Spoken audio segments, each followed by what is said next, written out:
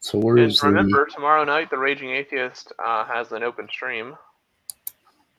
Oh, tomorrow night? Well, it was either tonight or tomorrow night, unless he's like running late with it. So I don't know. Okay, now it's switched over to another stream. Interesting. But let's see. I'm trying to find a link to see what she's raised so far. Let's see. So that's cool. I think she has enough that she can actually. What the heck? Their link doesn't work. Oh, that's bad. Their link doesn't work. The link doesn't work. Oh no. So I'm wondering why we chose to go live when we are so totally not fucking ready to go live. I'm very curious as to why many things on this channel happen the way they do. Yeah, I know. Unfortunately, I'm not God, so I can't answer those questions. Yep. All right, metaphor number 3. Let's get it done with. A further engineering metaphor that has completely permeated the molecular biology discourse is the concept of molecular machine. This notion, which borrows more from mechanical than from electronic engineering, has become central to the way protein complexes and many other subcellular assemblies are conceptualized. The success of this metaphor lies in its versatility. As Table 2.1 illustrates, an extremely wide range of machines can be summoned on its behalf to give substance to descriptions of the structure and function of macromolecular assemblies, thereby rendering them more tractable and familiar. But what exactly is the rationale for using the term machine to designate macromolecular assemblies? According to Nogales in Grigorieff, this designation captures many of the aspects characterizing these biological complexes, biological complexes being modularity, complexity, cyclic function, and in most cases, the consumption of energy. Frank, 2011, for his part, argues that machine is a useful concept because the molecular assemblies share many important properties with their macroscopic counterparts, such as processivity, localized interactions, and the fact that they can perform work toward making a defined product. And Brown and Faringa, when asking what makes a molecule machine, answer that in a molecular machine, we are able to switch between two or more molecular shapes or molecular states or shapes in a catalyzed, controlled manner as part of a repetitious mechanical cycle. Finally, Alberts, who has been one of the most influential advocates of the molecular machine metaphor in molecular biology during the last 2 decades, gives the following explanation. Why do we call the large protein symbols that underlie cell function protein machines? Precisely because, like the machines invented by humans to deal efficiently with the macroscopic world, these protein assemblies contain highly ordered moving parts. With each protein assembly, intermolecular collisions are not only restricted to a small set of possibilities, but reaction C depends on reaction B, which in turn depends on reaction B, just as it would in a machine of our common experience. Okay, hang on a second. Going back up here, here's the cilium, flagellums like a propeller, ATP synthase like a generator, ribosome, factory assembly line, ion channel nuclear pore gate key paths, polymerase copy machine, ligase chain coupler. You know, the thing is, it's not really like a propeller. I'm sorry. Well, it kind of does look like a propeller. I could see where people get that. Yeah, we have a tendency to take our ape-like ability to build things and see it in everything, and some of this is a stretch, like ion channel nuclear pore gate key paths. I don't know. Anyway, I don't like it. Okay. Really? Okay. The idea. The idea that we should call things that look like machines. Okay. Look at that description of a machine. It's something that has 2 different configurations. Wouldn't that apply to every molecular reaction with an intermediate? Yeah. I thought we weren't going to have too many comments. Yeah, we are. For the sake of time. Right. Okay. So who wants to read the idea? Amenable, give us ideas. You want me to do it? Okay. The idea then is that macromolecular assemblies in the cell can be legitimately thought of as machines because they effectively capture in their operations the high degree of coordination and precision that is typical of mechanical devices. However, the scale at which these macromolecular assemblies operate make this comparison hard to uphold from a physical point of view. Perfectly orchestrated mechanical movements are simply not possible in a world that is governed by Brownian motion. That's right, Speed. You should have highlighted that. Yep. And I Even told the you so. structure of a macromolecule cannot be compared to that of a machine. Take that, Tangelo. Machines tend to rely on a hard and rigid constitution for their operation. Proteins, on the other hand, exhibit a very high degrees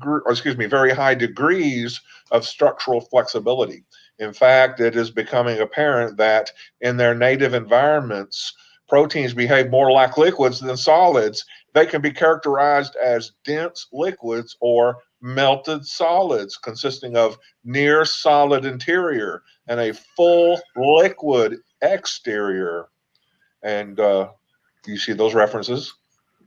What is more, it is now widely acknowledged that most proteins do not have a single ordered conformation. What we refer to as the conformation of a protein actually comprises an entire spectrum of well-defined configurations separated by low energy barriers that the protein continuously samples by means of stochastic fluctuations. Even more counterintuitive is the discovery that many proteins do not have an ordered conformation at all. Speed, you might want to highlight that one. Well, I'm going to highlight this one, intrinsically disordered proteins. Okay, these have come to be known as intrinsically disordered proteins, and they empirically refute the long-standing mechanical assumption that a protein needs to have a clearly defined three-dimensional structure for it to perform its function. A requirement that is, of course, crucial for the operation of a mechanical device. I just want to say, nah, Otangelo, nah. Okay, go ahead. And Scott, I just have one question for you. What's What that? on earth compelled you to believe that Otangelo would ever, number one, be capable of listening, and number two, be capable of Understanding it. of changing blatantly false beliefs that he's adopted and kind of just. Sometimes, immutable, we just go crazy in our thought process. I understand a lot of Otangelo can do that to a person. It's You almost need therapy to recover from what was it that Otangelo liked to say about Professor Dave? The moronic levels of stupidity coming from an individual's mouth. Yeah. I just like to say, haha. Just sorry, Otangelo. Okay. Go ahead. Macromolecular assemblies, which are primarily composed of protein subunits, therefore lack most of the structural characteristics that we associate with machines, often exhibiting instead fluid, ever flickering, fuzzy structures. Take that, creationists. The fundamental shortcomings of the molecular machine metaphor have far-reaching consequences for how macromolecular assemblies in the cell are studied and represented. For example, they call into question the adequacy and usefulness of virtual movies that purport to faithfully depict how these assemblies modify their structure as a result of their operation. Such movies are made by using cryo-electron microscopy to visualize a frozen population of isogenic macromolecules in a near-native state, categorizing each macromolecule in the snapshot according to its reconstructed near three-dimensional structure, and ordering these static reconstructions so as to create the impression of motion. Morphing computer software is then used to interpolate additional hypothetical frames to smoothen the transition between reconstructions and prevent the resulting movements from appearing excessively jerky. Thus, unlike the conventional live imaging microscopy techniques in which what one sees more or less reflects what is really happening, in molecular movies, the temporal dimension is introduced virtually by linking unrelated reconstructions of different macromolecules to plausibly infer a coherent timeline of a single macromolecule. Yep. And at Foreskin, at the I think we showed one of the movies this cryo-electron microscope.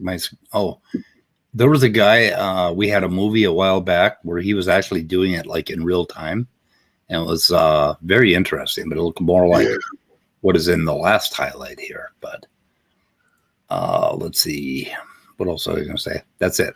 I'm done. An important limitation of these movies is that it is not possible to conclusively determine whether the conformational trajectories devised by morphing programs are accurate, let alone that such trajectories are always followed by every macromolecule of the type depicted in the movies. The problem is that because macromolecules are so often thought of as molecular machines, molecular biologists tend to assume incorrectly that they move in a mechanical fashion. This has been forcefully pointed out by Moore with regards to movies of the ribosome, that most paradigmatic of molecular machines. Did I say that right? Yeah. Okay. Paradigmatic. Moore argues that a virtual movie makes the ribosome appear to be something it is not. You never want your paradigm to lead your data. Yeah, in organic reactions, there's something called yield and equilibrium, and the reason that it's there is because of this stochastic effect. So none of these machines hit on every one of them. In fact, the ribosome is sort of a jerking, clunking mess as it moves along and creates these proteins. And very frequently, the protein is completely abandoned. The whole thing disassembles and it kicks it out because something went wrong. So how often that happens, is called yield. And it's not perfect. It's not 100%. Like the structures on what, I'm sorry, go ahead. Oh, we should clip together some Charlie Chaplin videos and do a drunken version of the ribosome. That sounds interesting. It does. Go ahead, Immutable. Yeah, I was just going to point out that Dussel is in the live chat, and Dussel, if you're around once we're done like goofing off, we do want to talk to you about the thing in the email that you sent us. So stay tuned for that. Yep. Like the structures on which it is based, the movie will actively invite viewers to think that the ribosome works the same way as a clock or a machine for making candy bars. It is no help that macromolecules are commonly called molecular machines.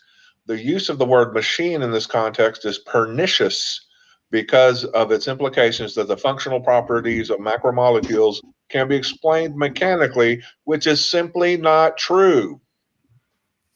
Pregnant pause to let that sink in.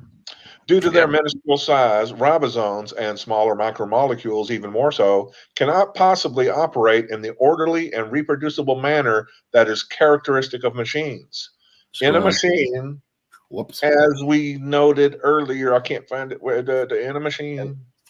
Okay, in a machine, as we noted earlier, the motions of the various parts are perfectly coordinated. For example, when a gear rotates, the shaft to which it is connected rotates in synchrony. A spring is compressed, a latch is released, etc. All of these movements are purposeful and predictable and are always precisely executed in exactly the same temporal sequence. Macromolecular assemblies, by contrast, are subject to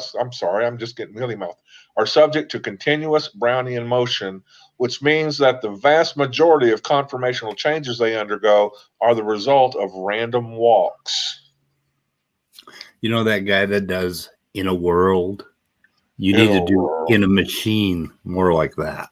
In a machine world. I'm now like getting the morbid idea that Otangelo should be like part of a documentary series. Just can you just imagine the comedy gold that would come out of like Otangelo's voice? Like being like a Stephen Attenborough level like documentary for like the impossibility of the origin of life or something. Oh, that would be I good. could just see that as like being the most precious and inane thing ever to exist. Yeah, you gotta be careful picking on people's, English is not their first language. So, but yeah, I know what you mean. It doesn't matter. Atangelo, you can speak English. I don't care if English was your first language. We speak English. You speak English. You should be able to communicate your thoughts like in a decently sophisticated intellectual fashion, and you're not Midnight. So please, don't develop excuses. I wanted to do that the other day with Raccoon Will with the authoritative. Women can't be authoritative. Women can't be authoritative. Are you a woman? Okay, I believe the last couple of words was random walks that have nothing to do with their function. This is very significant because if the usefulness of a virtual movie is predicated on its ability to explain the function of a macromolecule on the basis of its conformational changes, then it follows that a perfectly accurate movie, in other words, one that realistically depicted all of the macromolecules' random motions, would be of no explanatory value whatsoever. Virtual movies of mechanically moving macromolecules are undoubtedly fun to watch, but they are also misleading, especially when shown to the impressionable students or to the unsuspecting general public. Yeah. As Moore himself concludes, structure-based movies of ribosome function should have a Surgeon General's warning attached to them because they are more likely to deceive the unwary than enlighten them. And from that chart earlier, aren't ribosomes most often referred to as factories? Yeah, and they aren't. The very same factories that Otangelo and his buddy LPP like to talk about? Yep. Okay. Yeah, Otangelo is very attached to the idea of calling ribosomes factories. It is definitely something that everybody here has heard at least 10,000 times now. That's the thing about paradigms is you can become too attached to them and not recognize when the paradigm you love so much is actually limiting your ability to do accurate and precise science. Now, molecular motor is a marathon.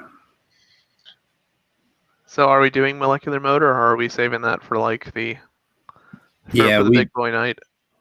We could save that for tomorrow. Yeah, I'm willing to do tomorrow. I don't have anything to do. Because this is this has been sort of disjointed to begin with. So, we can open it up, see if we get Dessel and David in here.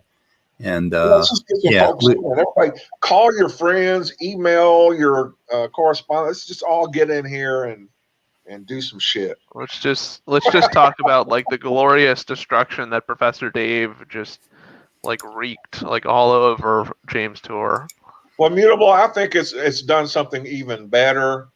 And just like the long conversation we had prior to this particular reading of this paper, we were talking about the different hypotheses of origins of life, and it was a very fruitful discussion and very interesting. And I think if it just gets people talking about what's going on in abiogenesis, then that'll be great. Yeah, I mean, I'm all for people talking about, like abiogenesis and trying to not just understand like what things we can and can't do, but also get, think about questions that are also more than just surface level questions than what Professor Dave was answering. And that's not to discredit like the research that people are doing. But the origin of life field itself is more than just being able to produce, like a very complex brew of chemicals that have this elaborate structure. You need ways for these progenotes or whatever you'd like to refer to them as to be able to conjoin these molecules in specific ways, and also for some kind of like a eventual metabolic process to form these molecules, or for cells to be able to form these molecules on their own.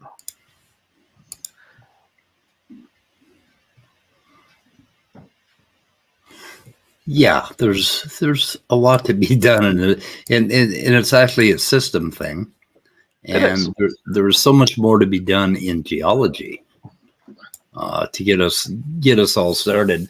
Like I want to know, what the concentrations of various metals and acids were basically in pools, and somebody actually all of that information is out there, at least for current volcanic systems, right? Yeah, And Stephen Benner, actually, a person who Professor David was asking about James Tour's credibility in terms of this topic. Stephen Benner's research does focus a lot on various oxide compounds, the various compounds like silicon and boron based like nucleotide derivatives that may have been, competing like with the modern form of nucleotides we have now, those being the ones that contain phosphodiester bonds. what are we looking at here for this is 2021? No, it's 2018. It is. 2018. Well, isn't it? So let's see if this thing formats right. Whoops. We got one of those 2-column deals. let's hope going so. on. Yeah. Anyway, it's an interesting paper. I'll put it in the description, seeing as how I'm showing it. And this is a free PDF, apparently, so you can just download it. Yeah, there we go. Yeah. How come some papers that are like 20 years old are not free, and some papers that are 2 years old are free? It's Hard all to a say. game. Yeah. A lot of papers usually over time become free, like they become like publicly accessible. Yeah. Yep. Okay. I have another paper that I linked last time, and I left it in the link, so I'll put this one in the description for everyone to look at. And I got to go grab the title up here. So Dessel's not coming in. I don't know. David's not coming in. What's the matter with you guys? Yeah, David, get in here. Dessel, And Dessel, Dessel, we want to talk. you got the link a few lines above you. You got some Dessel. explaining to do. we got to talk about the thing you sent us because we are definitely interested, especially if we can get Dave on. I'd love to pick his brain about like actual like contemporary research that's being done with origin of life and some of the interesting open questions that surround that field. Yep. Oh, there are so many papers to read and so many things to consider. I mean, and we have David. David, how's it going, man? Are you a woman? Are you a woman? Yes. How can you be authoritative? I you- act like one sometimes. I do have to say. I mean, I am a little girl. I do think people that ask how women can be authoritative have probably never had sex with a woman. Yeah, they definitely never actually dated one. Or married one? Yeah, if you marry one, you find out real You quick. find about who has authority. Yeah. You find out who's actually in charge pretty damn quick. It's Yeah. pretty If sad. you're the I mean, one in look. charge, then Like you have no idea. me and my dog would lay around on the living room floor hugging each other and commiserating because basically we had the same status. And he'd look at Oh me my like, God. he'd look at me like, I understand what you're going through. I go through this shit every day. It's like, yeah, okay, Dozer. Yeah, hug me. Yeah, it's pretty sad.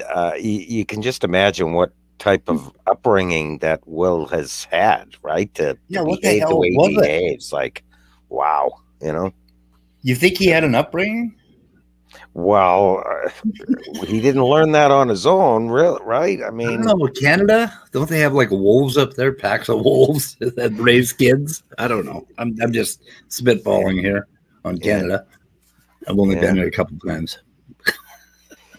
I don't know. I don't know. And I was how the hell, mistreated both times. Apparently, Dessel thinks he has COVID from 2030.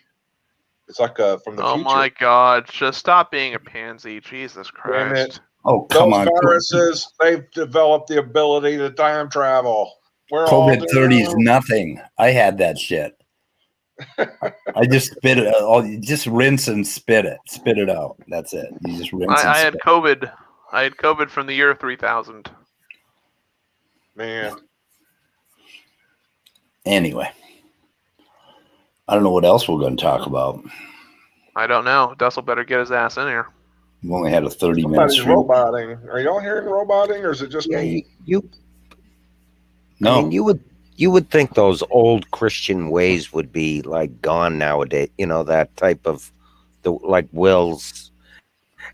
You know, like women today are just so what would you independent, you know, and that kind of thing. That, you know, they're out in the workforce, and you wouldn't think that they would be, but obviously there's plenty of Christian women that would, you know, out there too. But the last gaspers who are probably scared by the earning power of a woman, or it scares some people and they want to kind of bring it back. I've got I've got a friend like that who does the biblical thing. Oh boy, LPP is going live after MDD. God, I don't know what fuels that guy. Honestly, he just. Again. Jeez. Okay, Dessel, tell us. Now you can whine about your illness. What's up? I wasn't saying I wasn't going to come in. I'm just warning you guys that I'm probably going to just like hack up a lung while I'm talking to you from time to time. What you got? No, that's okay. I don't know. Like I said, something like COVID 30 or some shit like that. It's powerful enough that it seeps through the Wi-Fi connection. So watch out. Okay. We will. We'll try to. I hate that. Let's go. Are you vaccinated? I'm not vaccinated now. So you might actually have it. Yep, might. Yeah, boy. There we go. But yeah, we were going to talk about the email you sent out earlier to a few of us.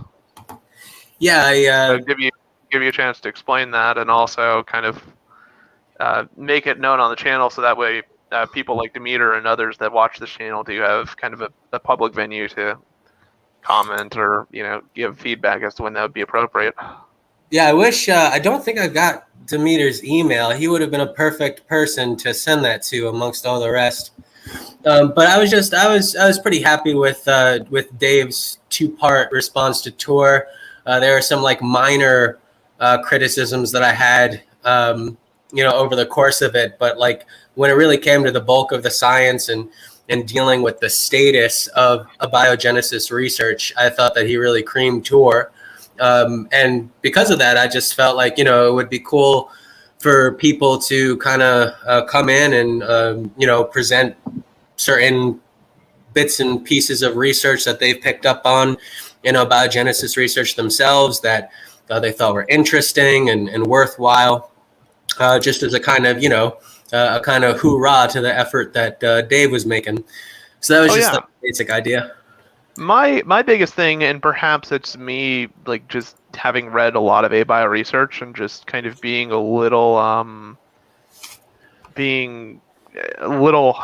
hypercritical of him, is that it seemed like when he was presenting some research that to a common viewer, like that you could interpret the evidence like for certain processes to be kind of compatible with each other, which to me, like within the origin of life community, that is not at all like the attitude that surrounds like certain approaches. Like especially when you talk about like conflicting models, like with RNA world and lipid world and things like that. Go ahead. Okay, I'll make a quick speed. But basically, what I was just going to say, I just posted like a little thing in the comments section, some minor criticisms, and my number 4. What sounds a hell of a lot like what you just said there, Immutable. Because I mean, like for example, he references Nick Lane, right? He talks about protein gradients and chemiosmosis and all this stuff. But then he points out that most researchers are moving away from the Lane, Bill Martin, Russell hydrothermal venting and going over to models like Deemer. But if you're doing that, you don't really necessarily have the right to invoke that theory if you're discrediting it at the same time, unless there's something about Deemer's theory that has like a corresponding analog rationale or mechanism.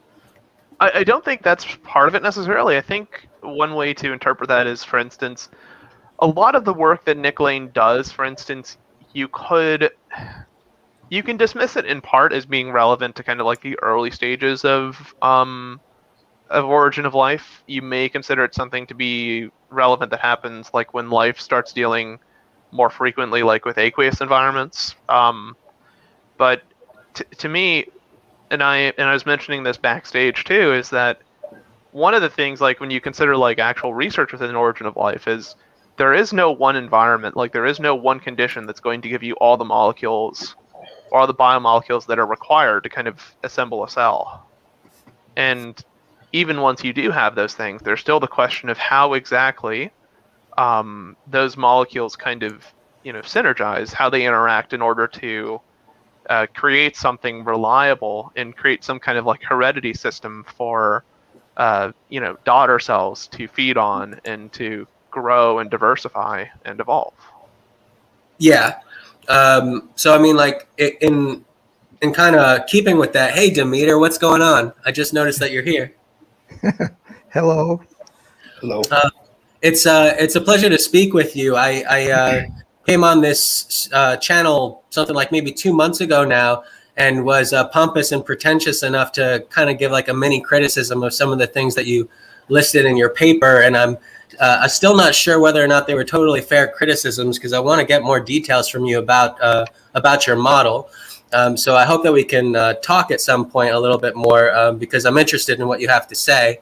And likewise, I wanted to say, Speed, you had something to say, so I don't want to like hog up the whole time. I do have something I want to say to Immutable, but Speed, if you want to get in here at all. Oh, and I was just wondering why Professor Dave's picture was on an after show about the debate with Tom Jump. Because LPP has a crush on Professor Dave now, and it's going to be probably an ongoing thing for a while. I think that's probably what it's going to be. Yep. Yeah, Dave came into his channel, a live stream at one point. He gave like $4 in super chat and said basically, keep lying for Jesus, checkmate, calling out LPP. And so now I think LPP is going to have like an ultra grudge. And so that's probably going to be like a soap drama for a little while. I did see that chat. That was last night, wasn't it? Or was it the night before? Who did that? Professor Dave. Professor Dave. Oh, he did that to LPP? Yeah. John was basically like, he has the whole like wannabe Dave thing where Dave's like, he accuses him of not being a real professor and stuff like that. So I guess that annoyed Dave a little bit, and he had something to say. Yep. Okay. Yeah, that's all I had. Okay. So yeah, I mean, this is a good opportunity then, because I mean, I got Immutable here, I've got Demeter here. So there's and likewise.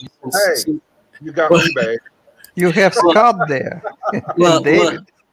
Well, Scott, basically, you're the divine status that gets to reveal to us all at the end which one of us turned out to be right. You're the final vote. You're all that really matters. Okay, cool. I like that role. All comes down to you. So, what exactly you want? So, I mean, like, so I've got two things. I've got one for you, Demeter, and then I have some commentary on what Immutable just said. And I guess I might as well start here, Demeter, with you, since I've got you here. And the first thing is that your understanding of information, right, and this kind of interdependence of, basically like you want to get to Terra Darwinia, right? You want to get to that first organism that's able to evolve, and the necessity of information with that. And the way that you described it in your article, though, like, and how you were the other day, I saw you basically taking issue with Joshua Swamidas in his recent article on functional information. You objected to that phrase, that functional information is just meaningless because if it's not functional, it's not information. Exactly. Right. And so, like, my thing there, though, is that the way that you construct that argument in that paper, the point of no return, I believe, is the paper. it sounded to me like some of the reasoning that you have going on there sounds almost kind of reminiscent of Michael Behe when he talks about irreducible complexity and the interdependence of the various parts, and how they can't develop separately because you need them all together. And so, Yes. right. And so, I mean, like my thing there is though, like, for example, when you were talking with Bruce, what is Diemer's colleague's last name? I always forget. Dahmer? Damer. Damer. We're not Okay. going with the Dahmer. Okay, Damer. So when you were talking with Damer, for example, you kind of you talked about that a little bit, and I'm sorry, I'm kind of losing my thought here. Forgive me. But basically, he mentioned to you, I'm getting it back now. He mentioned to you Freeman Dyson, for example, which was one of the first abiogenesis researchers that I started to read. And his thing about basically like, RNA acting in a kind of like quasi-virus sort of way where it penetrates the membrane at some point in the future. And it's at that point that you get like the interdependency all working as like a unified single unit. And so I was just like wondering, why do you object to that kind of thing? And how would you contrast the reasoning that you're using in point of no return with a Behe kind of irreducible complexity argument? What would you consider the differences to be there? Actually, you're right. It sounds like irreducible complexity, but it's not. So if you see the main point of, the entire article when I wrote it down was exactly because many people forgot usually when they're talking about origin of life, projected some sort of hypothesis, some suggestions, an idea. They forget the moment where you're supposed to have information-dependent selection or Darwinian evolution. And usually it's a misrepresented or misplaced. For example, if you have hypothesis for origin of life and just put some kind of in order from less complicated to higher complicated hierarchy, for example, and you do not provide any mechanism by which you have this selection and how the information dependent selection started, you simply have a not complete hypothesis.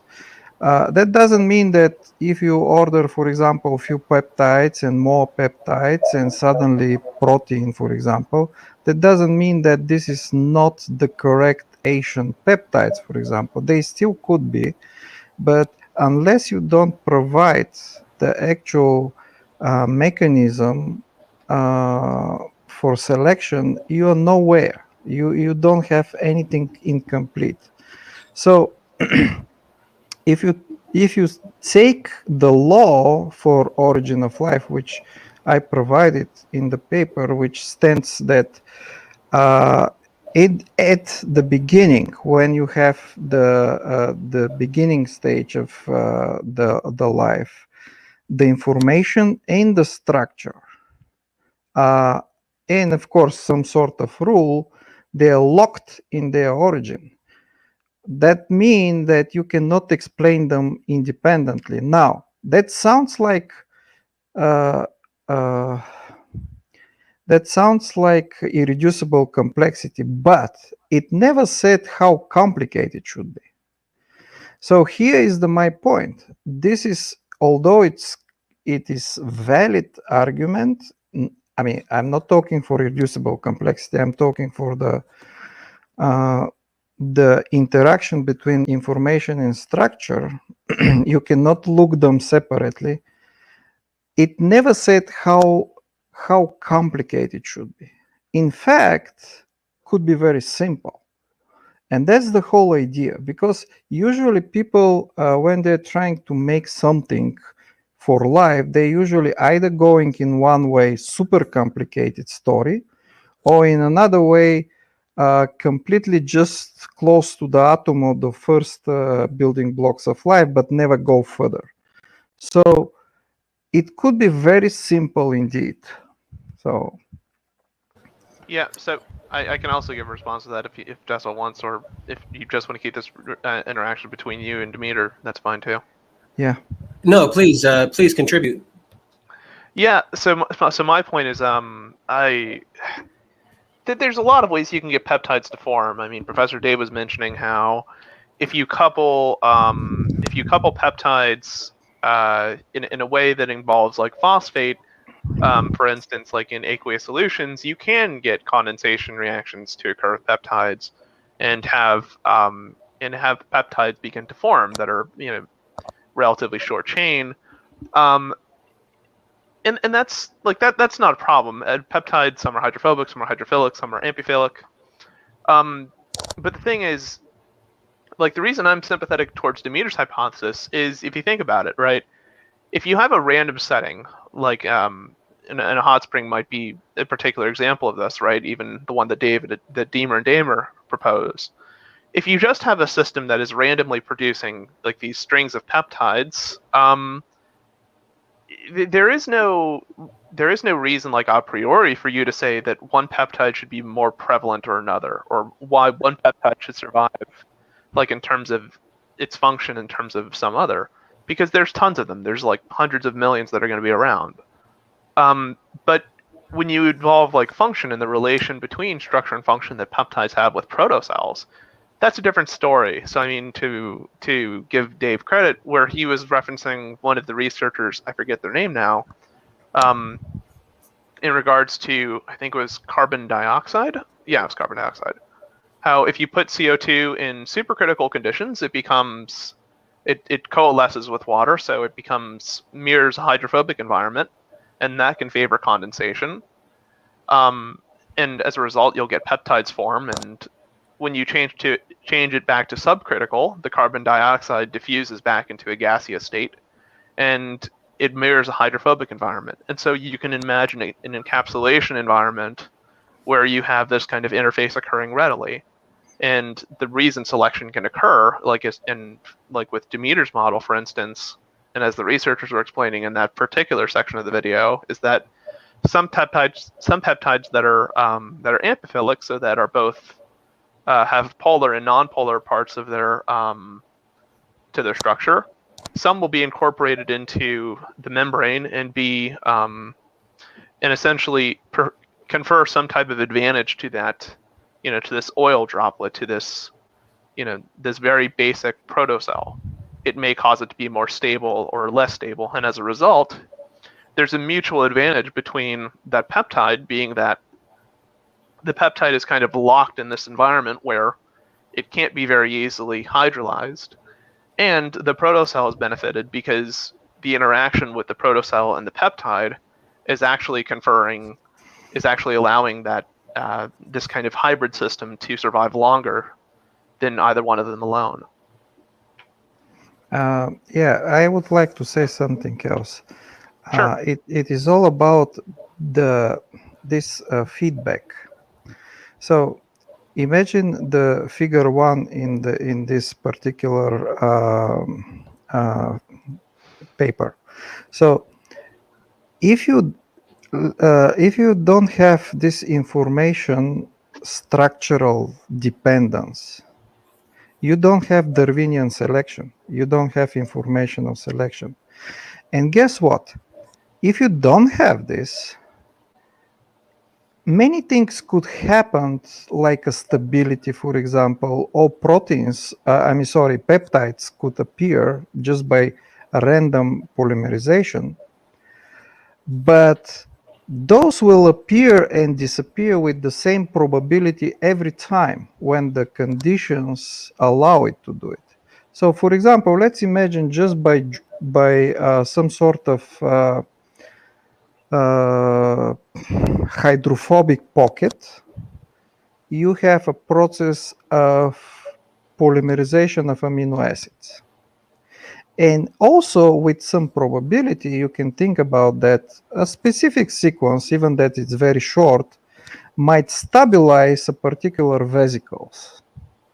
So you can imagine such a scenario. For example, Bruce actually presented such a scenario, a similar scenario. Will stabilize the actual vesicles. Okay, that's fine. You'll have more stable vesicles and not so stable vesicles around. And let me say the more stable vesicles will circulate. But they will circulate and they will stay the same vesicle, stable, same vesicles, and the new peptides will appear with the same probability every single time. Therefore, such a system cannot evolve. Yes, you will have, due to the probability effect, some more stable than the other, but nothing else will happen. Therefore, you don't have preserved kind of information. You don't have preserved the state from before. Well, okay. And once you have, so if you have, however, if you generate informational dependent, therefore the peptide will preserve its own production, its own informational stage. In that case, now you have ability to evolve, you have ability to adapt, because you have from one side some changes in the information, and from another side this information will reflect for sure the structure, and that is the actual informational dependent selection. This is the critical moment. This is the most important moment. That's why I call it the point of no return, because at that moment the probability now start to change.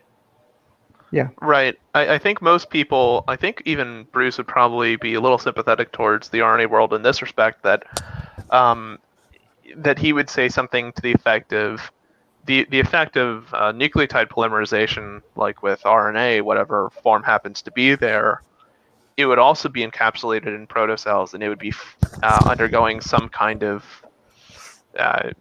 like not high end. It'd be performing some variant of primitive metabolism and forms of metabolism that work and don't work. May contribute to the replication, and such. Some events would also lead to the propagation of protocells that do that better, and those that don't do it as well just go extinct. Yeah. So I think even then they would I think they would also be kind of like arguing information in that way as well, that it wouldn't just be like factors including stabilization of like a peptide interacting with some aspect of a lipid membrane. So yeah. There's a bunch of stuff that I want to comment on with respect to what you guys have been saying. I apologize in advance because some of it's probably not going to come across very well worded, but I'll try to get it out as I can. No, that's fine. So the first thing is, so I guess I don't even know where to start almost, because I've got both for Demeter and immutable. I guess let's start quickly with immutable, because you mentioned Lane before, and you mentioned talking about how Lane's research might be best focused toward perhaps like understanding the development of life after like those first few critical moments. But when you read the vital question, I mean, he does start there, like right there, smack at the beginning, where you're starting with absolutely nothing besides rock, water, and CO2, and he builds up from there. And so I mean, like, I think that he does get to that. I do agree that he definitely gets to like he moves on from there and focuses a lot on, for example, like the development of complexity via endosymbiosis with bacterial and archaeal cells and stuff like that. And he has a lot to say about that kind of stuff. But he does give a model in the vital question starting from scratch. And that model is really interesting to me still. Like, Dave announcing today that a lot of people are moving away from the hydrothermal vent model and moving over to somebody like Diemer's model. And maybe that's what the professionals are doing right now. But as I continue to research, like many of the different problems that were presented against the hydrothermal model of people like Bill Martin and Mike Russell and Nick Lane, as I continue to research into the objections against that, I found that there were plausible solutions to that. And there's even like an article that just came out this year on like a crucial component of it, which is something that actually of this trio, Mike Russell ended up disagreeing with Bill Martin and Nick Lane over this, which is whether or not you could have H2 and CO2 actually have a chemical interaction together, because they aren't likely to have a reaction. You have to really overcome a certain potential barrier before they will.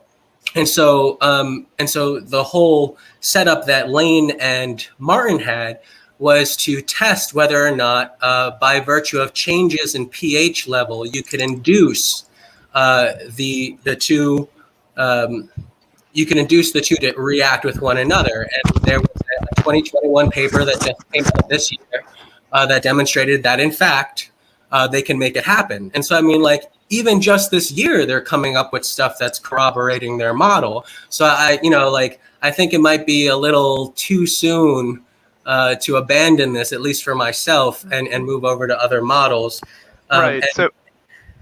Okay. Yeah, go ahead with that. And then after your comment, if I could get a few other things in. Right. So to kind of address your first point, right? This is a criticism I levy against. I levy against like the hot spring paper, as well as I levy against like Nick Lane and people like that. I mean, deep sea hydrothermal vents I can comment on all day, but like pH fluctuations you mentioned, yeah, right. pH fluctuations are an inherent aspect, like to that part in part and parcel, right, will determine chemical reactivity.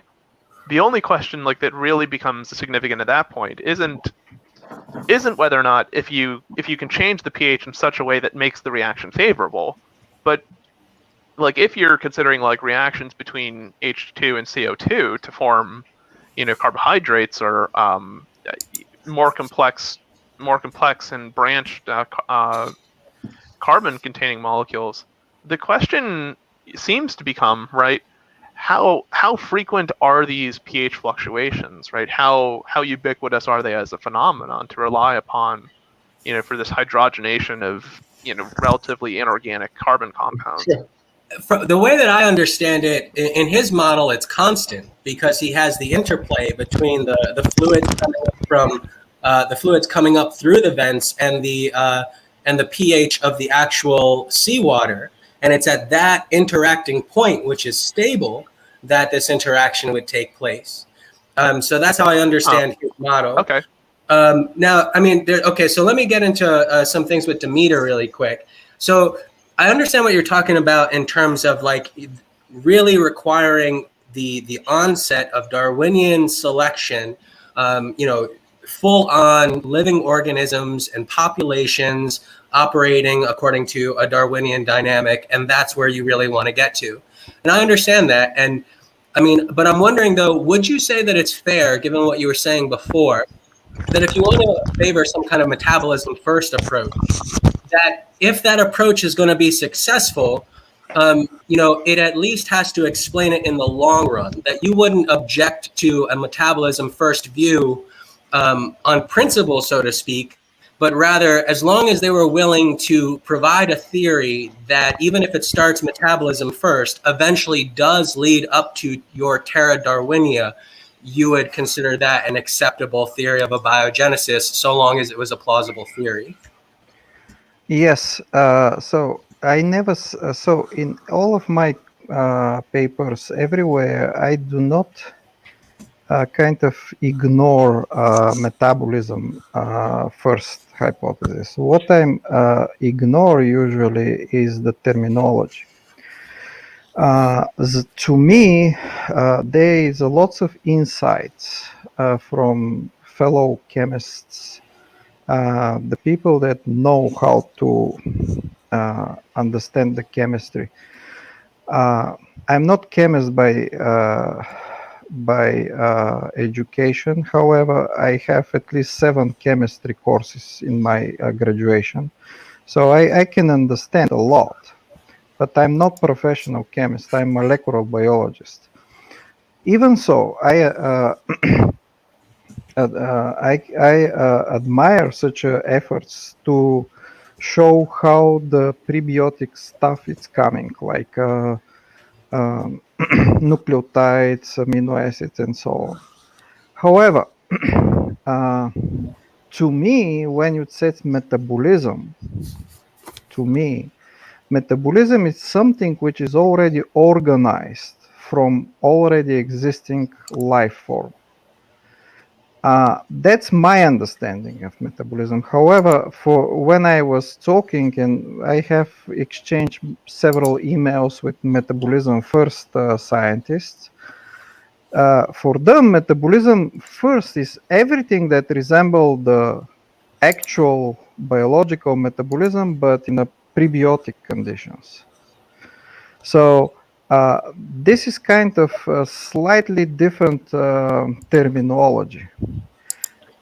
So if you forget about terminology and if you're trying just to think about overall the situation, you will see that yes, there is a lots of way to produce the basic stuff like nucleotides, amino acids, lipids, and so on. But from the moment once you have a very short RNA and some amino acids, from that moment you can start build up interactions between the information and some sort of peptides. Now, the problem for metabolism first is exactly that stage. They can proceed, they can go, and they can show very good, for example, somehow to reveal some prebiotic conditions or some prebiotic reactions. But just because these reactions resemble somehow the modern metabolism, that doesn't make it metabolism, that doesn't make it life. So my point is, until you don't have information dependent selection, you don't call it life. It doesn't matter how you can call it. You can call it prebiotic conditions. You can call it whatever you want. But that is the crucial moment. And you cannot have informational molecular. I mean, you can have so-called, they call it autocatalytic reactions at the moment. This is the kind of new fashion at the moment in the origin of life. Autocatalytic reactions, although they can sustain some sort of kind of up and down specific moleculars, and it's already shown that you can have a cycles in autocatalytic centers, and it maintains some sort of entity. But this is not life. So I want to comment on that, and you brought up already a point that I was going to ask you about, which is autocatalysis and basically the notion of pre-Darwinian selection and how that would kind of impact your view about the necessity of selection, where you have this kind of quasi-selection and how you would interpret that. I see you basically answering that here. My concern, though, is that, as somebody who's sympathetic to metabolism first, the reason why I became sympathetic to that viewpoint is not scientific. It's philosophical. And the reason why is because I say all the time that I'm a big fan of the work of Friedrich Nietzsche.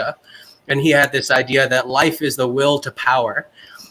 And people disagree about what he means by that and stuff like that. But I mean, I grew up reading the guy and I understand very well what he's talking about there. And when Professor Dave got into his discussion about the Schneider paper about life as a manifestation of the second law of thermodynamics, and basically talking about, and this is something that Lane talks about as well, is how it seems to be the case, and Demeter, from the way that you're describing it, it looks like you would count yourself among them, that many researchers who are focusing on the origin of life, because they have such a strong evolutionary background, they object to the notion of considering anything that does not already entail, Darwinian selection acting on populations. Anything that doesn't have that component is dismissed as non-life. But what if it's the case that as a matter of fact, that replicative process is ultimately like not the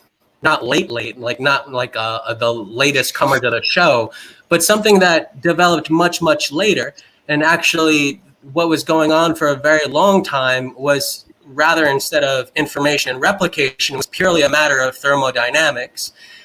My concern is that by insisting on understanding life purely in Darwinian terms, you might be missing out on a whole nother aspect to life that is equally fundamentally important. And that's my concern. Okay, well, I have a response to that.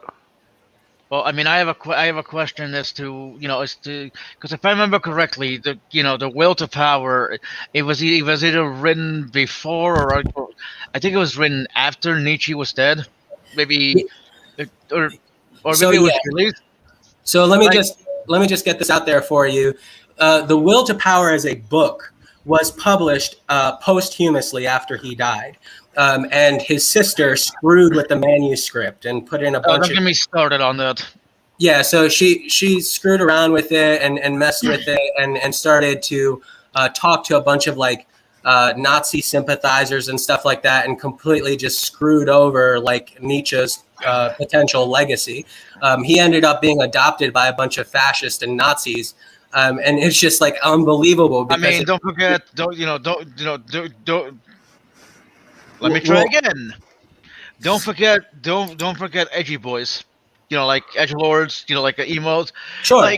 Sure. Yeah. And so my thing though is that if they had bothered for a moment to really read him and understand him, they could have never gone ahead with what they were suggesting. Like, take a look, somebody who actually did, and I know this is getting off topic, so I'm going to try to make it really quick. But if you take a look at like Mussolini, certainly read the works of Nietzsche. Okay, he did. He most certainly did, as far as I understand. He read him, but then he goes on and he develops this philosophy about the state and how everything needs to be oriented toward the state.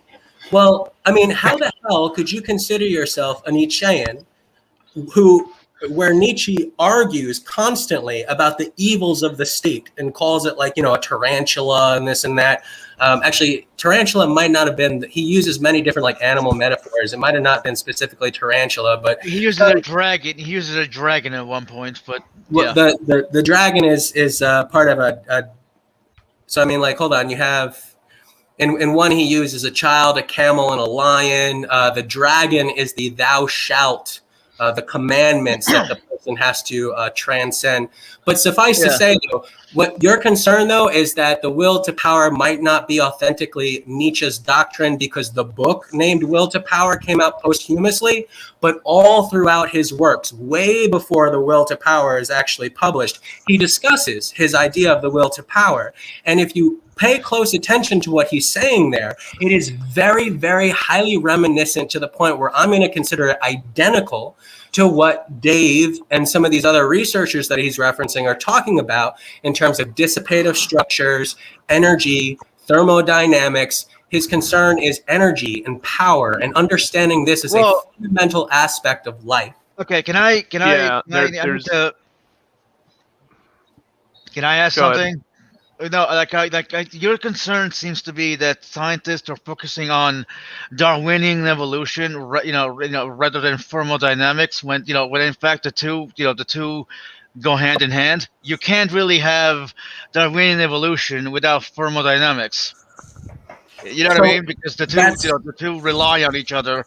You need, your system needs energy. The system needs energy to survive and evolve. So I don't really get the issue. So what I'm basically saying there, I'm not denying that as you go through a Darwinian dynamic, that thermodynamics is involved in that. And as a matter of fact, I think that we can all, with some caveats, pretty much agree that thermodynamics and Darwinian population dynamics and everything like that, all of that's necessary in really order to understand life.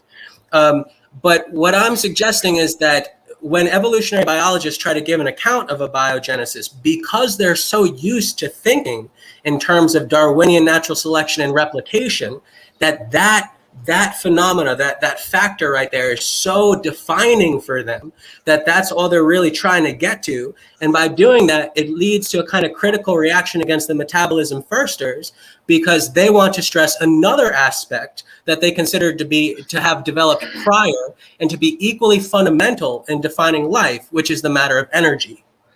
Well, wait, hold on. The thing is, all right, you know what? Go ahead. well, go ahead. I'm going to be on this for a while with them, but yeah. Well, no, I just wanted to. I just wanted to say, doesn't metabolism need enzymes in order to function? You can't really have metabolism without enzymes. Nah, so Lane has like a whole model of abiogenesis, and he gets into, I believe it's chapter 2 of the Vital Question, where he starts talking about how you get a situation where you can have a concentration of power without enzymes, and the way that works is through the micropores of the vents channeling the fluids coming up through the vents and hitting the ocean with these different gradients going on there. And so that's how you end up producing these metabolic pathways and reactions. Hold on really quickly. Midnight, did you ask if metabolisms need enzymes? No. Well, no. Like, this is my understanding. But in order to have metabolism, you would need enzymes to act, to carry out the metabolism. So metabolism needs enzymes. Well, yeah, but my question is, how can metabolism come first? I have an article here. This was published in Nature Journal, Nature Chemistry in 2020. A plausible metal-free ancestral analog of the Krebs cycle composed entirely of alpha keto acids, and they talk about a metabolic pathway that develops initially without the utilization of cofactors or enzymes. Yeah, and Lane does the exact same thing in the Vital Question. I'll throw it in the private chat and in the public chat. Okay. So I guess my question would be: does it really matter what came first? Well, if you're trying to figure out what really happened, then yeah, you got to figure out what happened. Yeah, but how do you know? How do you know that? How do you know that only one thing came first? Exactly. You don't. There you go. Good question. Yes, and that's totally cool. I'm totally cool with that. Like I said, in terms of replication and energy and thermodynamic concerns, that ultimately you're going to need all of that together. And I myself don't have a problem with the idea that they both developed even at the same time. Like Demeter references that paper about the mutual stability between RNA and peptides and how they can develop at the same time like that. And I'm totally cool with that. As a matter of fact, Nick Lane, in his paper on the origin of heredity in protocells, and likewise in the Vital Question, he really has them developing together. Likewise, Freeman Dyson, right? Like he, even though he wants to focus on the development of metabolism, he also appeals to the RNA world as something that is developing in sync with this. And ultimately, there's this merger when the RNA penetrates the membrane. So I'm totally cool with the idea that they could both be developing at the same time. My main concern, though, is if your concern is really to so strictly abide by the notion that replication. Scott, you may want to mute. Philosophy. Sorry. If your concern is really to insist that the defining feature of life comes down to replication, then there's going to be some cause for disagreement, because I think that there are other factors, such as energy, that are equally fundamental and important. You know what we need to do? You know what we need to do? Go back and build a time machine and go back in time. But no, like, you're kidding, obviously. But no, like, I wanted to say something. Like, I find it very interesting how the Miller-Urey experiment produced enzymes. I know they did it. They did it again. They produced other stuff, but sorry, amino acids. One of Miller's, Stanley Miller's. Somebody who studied under him, Jeffrey Botta, also produced bio. What was it? I think it was wasn't it a nucleotide? Didn't he produce a nucleotide? No. It was amino acids. Hold on. Give me a second here. I'll tell you. It's experiment. It's alanine. It's alanine and glycine is what Botta produced, and he produced it even in the presence of oxygen. So that was like a major there you thing. Go. Yeah. Right. So, like for example, Tor complaining about not knowing for sure what the atmosphere of prebiotic Earth is and the dangers of oxygen being present and stuff like that. Jonathan Wells in Icons of Evolution makes the exact same objection. And Bada read that book and decided to go ahead with his own experiment to test to see whether or not he could have yields, even in the presence of oxygen, and it turned out to be a success. Yeah. Can I read something really quickly? No. Sure. So this is what I was referring to. More recent experiments by chemist Jeffrey Bada, one of Miller's graduate students, and Jim Cleaves at Scripps Institution of Oceanography of the University of California at San Diego, were similar to those performed by Miller. However, Bada noted that in current models of early Earth conditions, carbon dioxide and nitrogen create nitrites, which destroy amino acids as fast as they form. When Bada performed the Miller-type experiment with the addition of iron and carbonate materials, the products were rich in amino acids. This suggests the origins of significant amounts of amino acids may have occurred on Earth, even with an atmosphere containing carbon dioxide and nitrogen. And I can put that in both the private and the YouTube chats. Okay, I guess one of the questions I would ask is, are we ever gonna figure this out? Like, what do you mean? Well, No. that depends on how you take the end. Well, yeah, what do you mean by figure that? out? Well, are we ever gonna figure out what came first, how life started? Like, No. to exist? Particularly on Earth, no. All No. we're going to be able to do is say these are a set of plausible conditions. These are a set of plausible pathways, mechanisms, what have you, in those conditions that can plausibly lead to life. Which ones occurred, we don't really know. Okay, so These ones might have done it, but Okay. we'll be able to outline what the pathways Okay. are, but we won't know what the precise pathway that was taken on Earth is. okay, so the argument with the creationists will never end. Great. So I want to say I'm a little bit more I think it already optimistic. has. I'm a little bit more optimistic than that, and yeah, in like one sense, the debate between the creationists and the Evo crowd has ended in the sense that the creationist crowd is in the minority. Professionals don't take them seriously and stuff like that. But in another sense, it's still ongoing because there's still a culture war, and some of the statistics that you guys are posting this morning, I think Speed posted that something of upwards of 38% of the American populace. No, hold on. That was Otangelo, and he was posting a 2017 study, whatever the fuck, and Erica was posting a 2019, which said 18. So yeah. So I know that. I know that the statistics right now are suggesting that religiosity in the West is decreasing. But still, it seems to be still a sizable part of the population that holds to the more literalist understanding of Christianity, or at least, even if not totally literal, still certain versions that would put them at odds with evolutionary biology and abiogenesis, because you still have certain Christians who don't want to take the Bible literally and they're willing to accept evolution.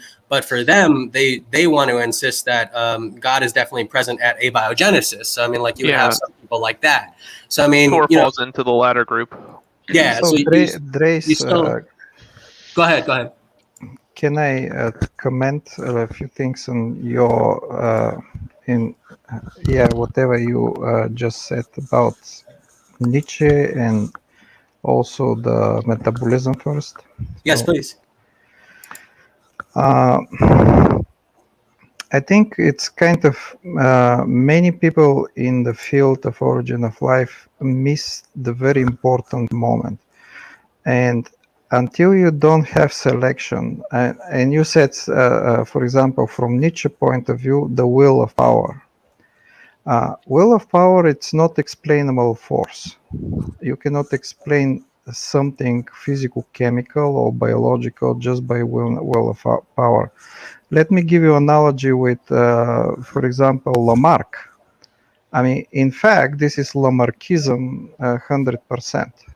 Lamarck, exactly what it says is that because of the animal's will to do something, they kind of the body was transforming in their will. Pretty much is the same story here. Not really. So, I mean, go ahead. Lamarckism essentially is stating that an organism can kind of manifest the properties of one's by means of will, by means. So, from the modern perspective, Lamarck does not account the genetic type of information. He accounts for some sort of epigenetic type of information. So Right. from the modern perspective, there is such a, it's called imprinting genes, for example, which can be influenced from one generation to another generation from the epigenetics regulations. But this is just exceptions, and this is only few genes that can imprint themselves in the next generations. And this is kind of sort of resemble a little bit Lamarckian evolution. But that's it's not even close to the basic principle of the evolution. So it's all about preserving the previous state from informational point of view. That is all about. So if you go from metabolism first point of view, yes, you may produce very interesting, very important prebiotic structures, for example. But tell me how just by having metabolism first, you have a steady state situation of upgrading, of adapting. You cannot have the adaptation process cannot occur without having some sort of information behind you. Well, and there's another point too that's like really runs deep with it too. So I'll try to make these as quick as I can in regards to like criticizing metabolism first. I think metabolism first is a good hypothesis. I think it explains a lot. It has a lot of like explanatory power that it can bring to the table in trying to in trying to explain how certain biomolecules arise and things like that. But the issue is, for instance, when we consider life in four broad categories, we have four things that occur. We have lipids, we have nucleic acids, we have amino acids, lipids, amino acids, nucleic acids, and sugars, right? So monosaccharides normally, and those can branch into polysaccharides, but monosaccharides are the most basic. So the thing is, under a metabolism first scenario, right, I can imagine where it's just RNA that's polymerizing under certain conditions, and it's catalyzing the replication of certain RNA strands that is constantly increasing entropy to the environment, and it's doing that at some very convoluted means by folding into structures and whatever. And the question is kind of like, okay, we know that life uses, these four components, and you can argue to the extent like which appeared first or which was kind of the most basic to have formed. And I think with something like with Nick Lane is producing, for instance, I don't see, for instance, how you get something. Yeah. Sorry. So with Nick Lane, for instance, I'm curious if you're in a constant body of water, right, which is what a deep sea hydrothermal vent is. How do you get things like, micelle formation? How do you get the integration of like very non-polar compounds in this environment, which is extremely like hydrophilic? And also, kind of, if you're going to like really die on that hill, right, in terms of that argument, the two questions that are really significant are, number one, how do certain biomolecules that are very hard to get into the right environments, how do they get in there? And number two, there's a fair argument to say that if this form of metabolism is preserved in some case, or if it was used, right, to get you the first nucleotide. So let's say, for instance, you had some wild little ribozyme that was capable of, or series of ribozymes that was capable of producing like nucleic acids or the nucleotides used for that. The thing is, you should expect to see some kind of like molecular fossil, like within the genomes of modern cells, or or cells that are in very like extreme environments close to that where the type of life would begin.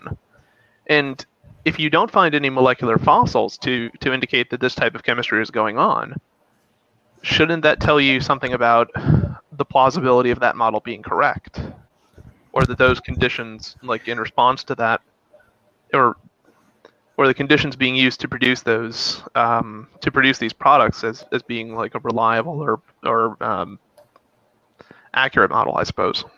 I Sure. think, I think you're immutable. You are very, very in a good track. In fact, with metabolism first, you can come to some formula, something to produce, but from that point, it's very difficult to go further. Actually, John Sutherland said that. I've been listening the lecture of John Sutherland, and at the moment he is the guru of prebiotic chemistry. So he said exactly about the deep vent chemistry. He said, okay, it is shown, yes, you can produce something, I think was formaldehyde or something. Yes, you can do. And now what? You cannot go further, basically. And he showed that, in fact, to go to the nucleotides and from nucleotides actually to go further to RNA, you still need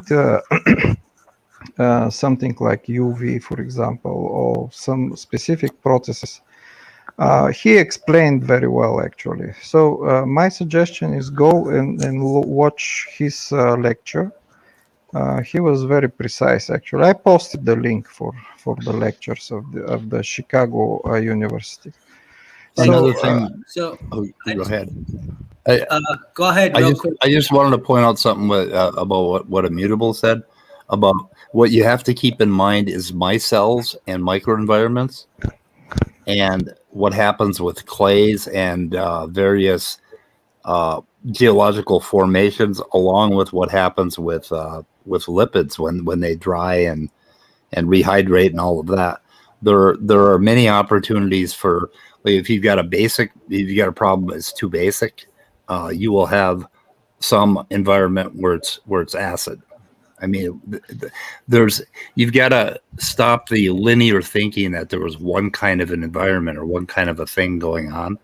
There was a lot going on. That is correct. Also, I want to point to very important things, Drace, about the replication first. So pay attention of details. When I'm talking for RNA peptide world, this is not replication first hypothesis. Yes, I know. The replication first hypothesis is predominantly about RNA world. RNA world, yes. But the RNA world have many different problems, totally different problems, which right now we don't have time to consider and to produce all of that. But one of the problems actually Immutable mentioned, you don't have at the moment anywhere polymerase which polymerize nucleotide by nucleotide, and it is ribozyme.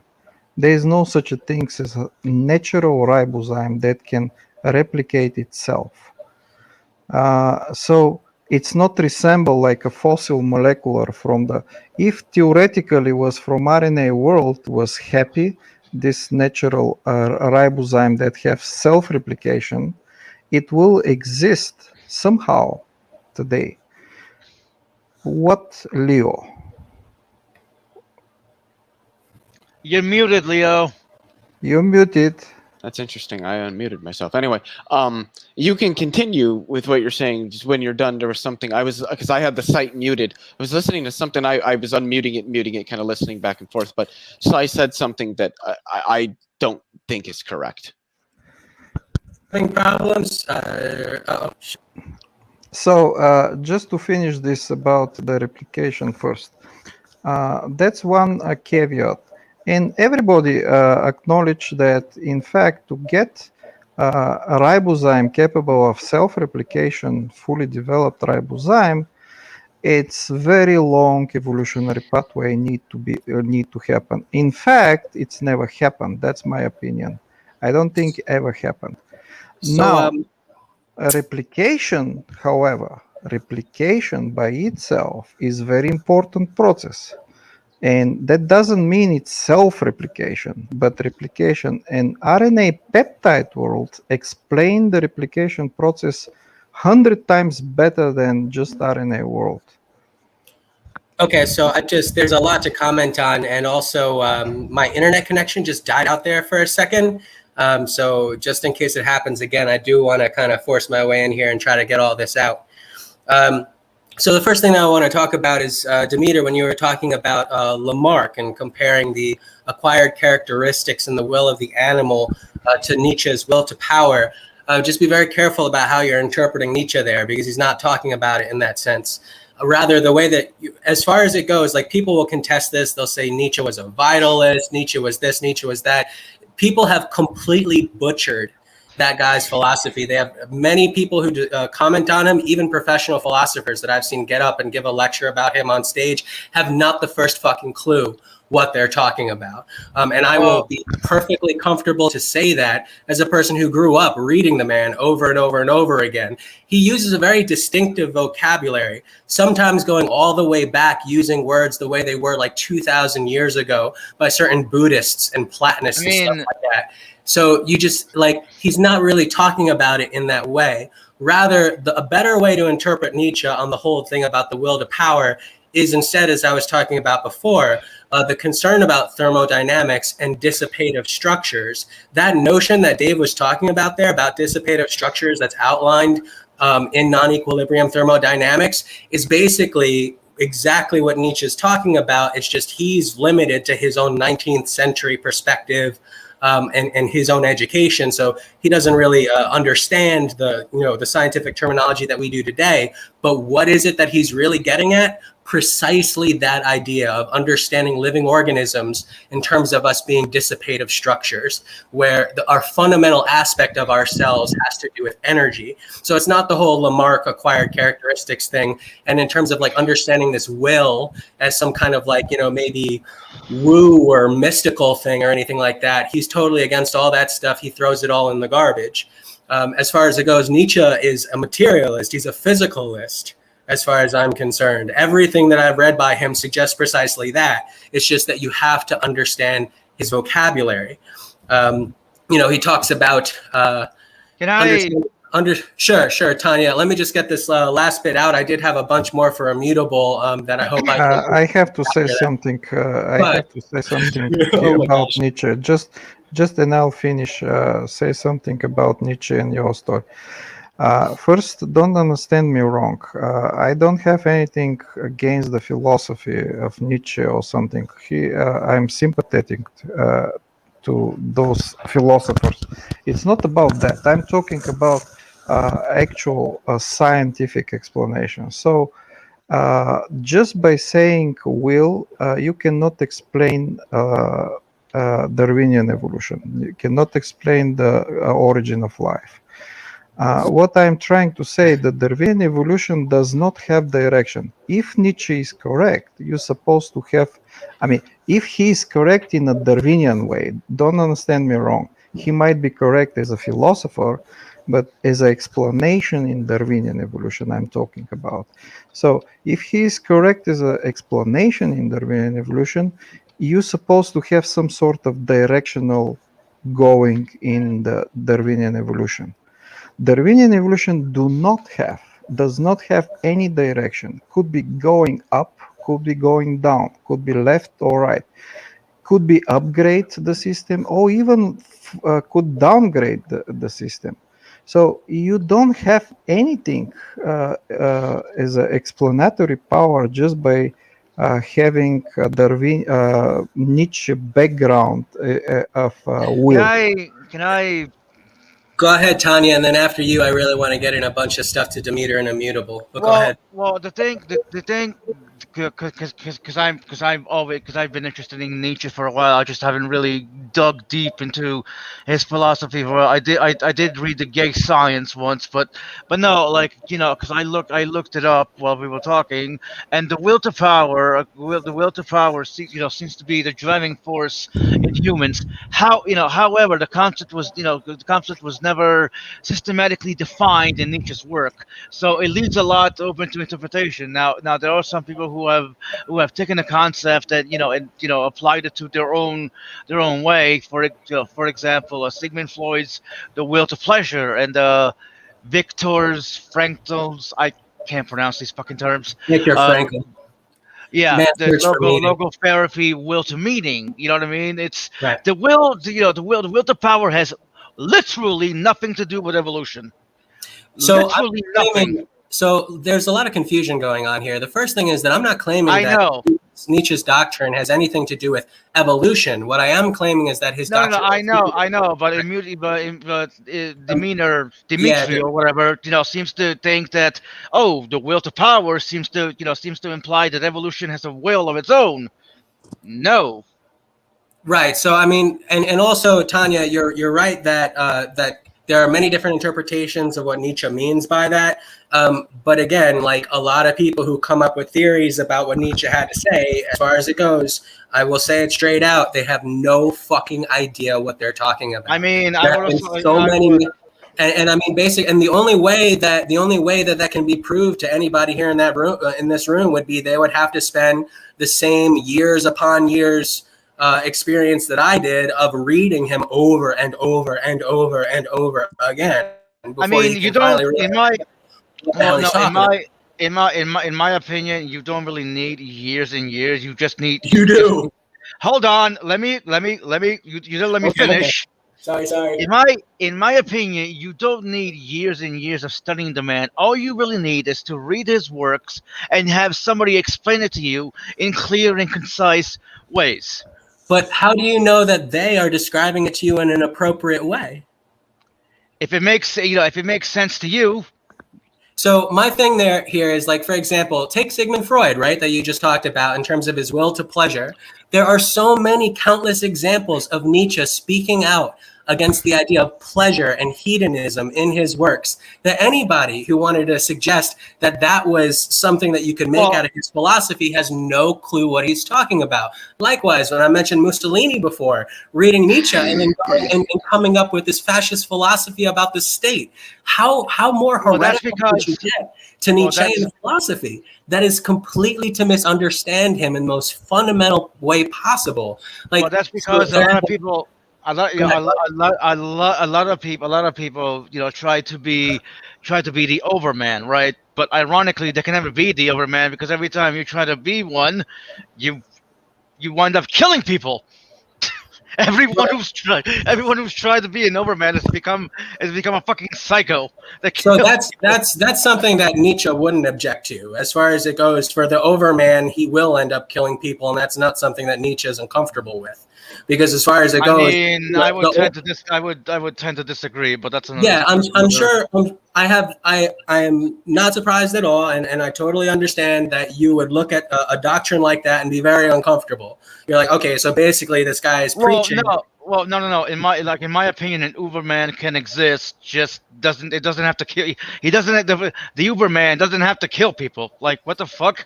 No. The Ubermensch, if he wants to carve out history in the way that he sees fit, which is exactly the kind of task that Nietzsche would put to the Overman, he is going to end up in war and killing people.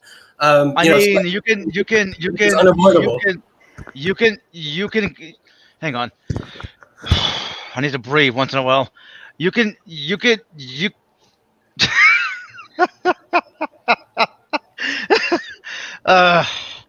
Take a breath, man. Sorry, I said you can carve out your own history without killing people. For fuck's sake, we're doing that every day. What are you talking about? No. Nietzsche would say absolutely you can't, because there are all sorts of people who have all sorts of different values.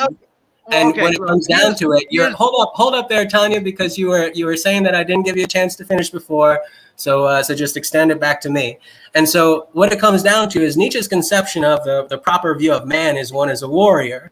And because there is a fundamental difference in the values of different human beings, to the point where so many human beings would rather die than sacrifice their vision of the world, it does come down to an issue of force. Because it's not just by engaging in conversation and disagreeing with people and trying to, have a reasonable conversation with them. The power of that only goes so far, because there are certain things that people will not let go of no matter what. It's necessary for them to even get up in the morning. They would just go absolutely fucking batshit crazy and lose their shit if they had to let go of certain ideas or values in their life. And so they're fundamentally committed to that. And if a person wants to overcome those things, they need to overcome the people. Well, you do. Hang on. There's so much to being. Being a warrior entails more than getting in conflict with people to carve out your own path. You know what I mean? I agree that there can be ways in which you are a warrior that does not entail physical force, but at the same time, that's not the full end of the story. It'd be basically like pointing out, like, yeah, right. So, it's basically like pointing out, like, hey, you have this instance that doesn't involve that, and then ignoring all of the instances that does involve that. But I mean, I just really quick though, Tanya, this is a really interesting conversation about Nietzsche, but at the same time, I wanted to, Immutable left this entire time. Yeah. I was going to respond to him. So because Demeter, you also raised up similar objections and you were talking to Immutable about this. So there are like a lot of things that you guys brought up that you consider problems with the metabolism first model. One of the things has to do with, the concentration of these, of the more basic biomolecules to build up larger structures. And so one of the things that Nick Lane will point to is thermophoresis, which is experimentally confirmed to concentrate organic molecules into a particular spatial region such that they can interact and start building things. And then you have his article on the origin of heredity in protocells, which you quoted in your point of no return paper, where they provide a computer simulation of exactly what they think is going on to test whether or not you'll have the emergence of heredity. And in that paper, they came out with positive results. And that was another thing that I was interested in with respect to your paper, because you criticized them as being incapable of providing any kind of mechanism or way to achieve that. But when they, one sec. But when they actually went through and applied their model and put it through the computer simulations, they were able to yield precisely the heredity that you were concerned with. And so, I mean, I just think that, again, there are many different things that Lane, Russell, and Martin have appealed to as conceptual ideas to deal with your problems that likewise have been experimentally tested, whether we're talking about thermophoresis or we're talking about the capability of H2 and CO2 to chemically interact with each other across a high barrier. And all of these things have received treatment in the peer-reviewed literature, and all of them are coming up with positive results. The only thing that I can't answer is with respect to Immutable's question about the formation of lipids. And I can't answer that only because I don't remember exactly where they emerge, like the rationale of where they emerge in the picture. I know he has the fluids coming from through the vents, meeting up with the seawater, and then this gradient, this pH gradient, is driving a lot of chemical reactions and producing a lot of the organic molecules that we're talking about. But I'm not exactly sure whether or not that's just like basically amino acids and some nucleic acids and not lipids, or would include lipids. I don't remember. So I can't answer that particular part. But all the other stuff you guys are talking about, like, concentrating things such that they're able to build up more complicated structures, they deal with that in terms of the thermophoresis thing. And the last thing I want to throw out there in terms of the development of the information that you're talking about, if you have these nucleic acids that are concentrated by thermophoresis interacting with each other, why is it the case that as they continue to interact, they can't, over the course of time, come upon the functional capability to replicate? So you're talking to me, right? Yes. Okay. So I wasn't not exactly from the beginning here, but I could understand. So it's all about explanational power. That's it's all about at the moment. So from the perspective of, for example, metabolism first, and deep ocean vents and the gradients, pH gradients, and so on. Yes, I agree. There is a lots of prebiotic synthesis. There is no doubt. In most of the cases, this is useful prebiotic synthesis. However, John Sutherland shows that you don't need deep vents to produce amino acid, not amino acid, but nucleotides, for example. So My point is, in order to explain origin of life as we know it, for example, protein, RNA peptide or RNA protein world, RNA DNA protein world that we know some prebiotic synthesis. We need prebiotic synthesis. We need compartmentalization conditions. All of that stuff that you just said is important. Also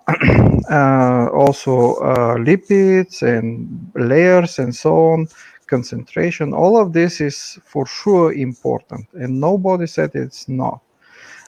This is my assumptions, which I usually, when I describe my model, for example, I assume you have all of that. However, I cannot start talking from all of the prebiotic synthesis when I'm presenting model for the beginning and origin of information. Now, think about that. If you have, for example, origin of selection other than RNA peptide, for example, something before that. If you have such a selection, you will select a specific circle of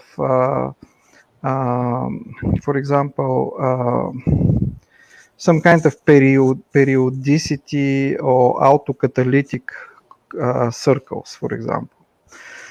Well, how stable are those?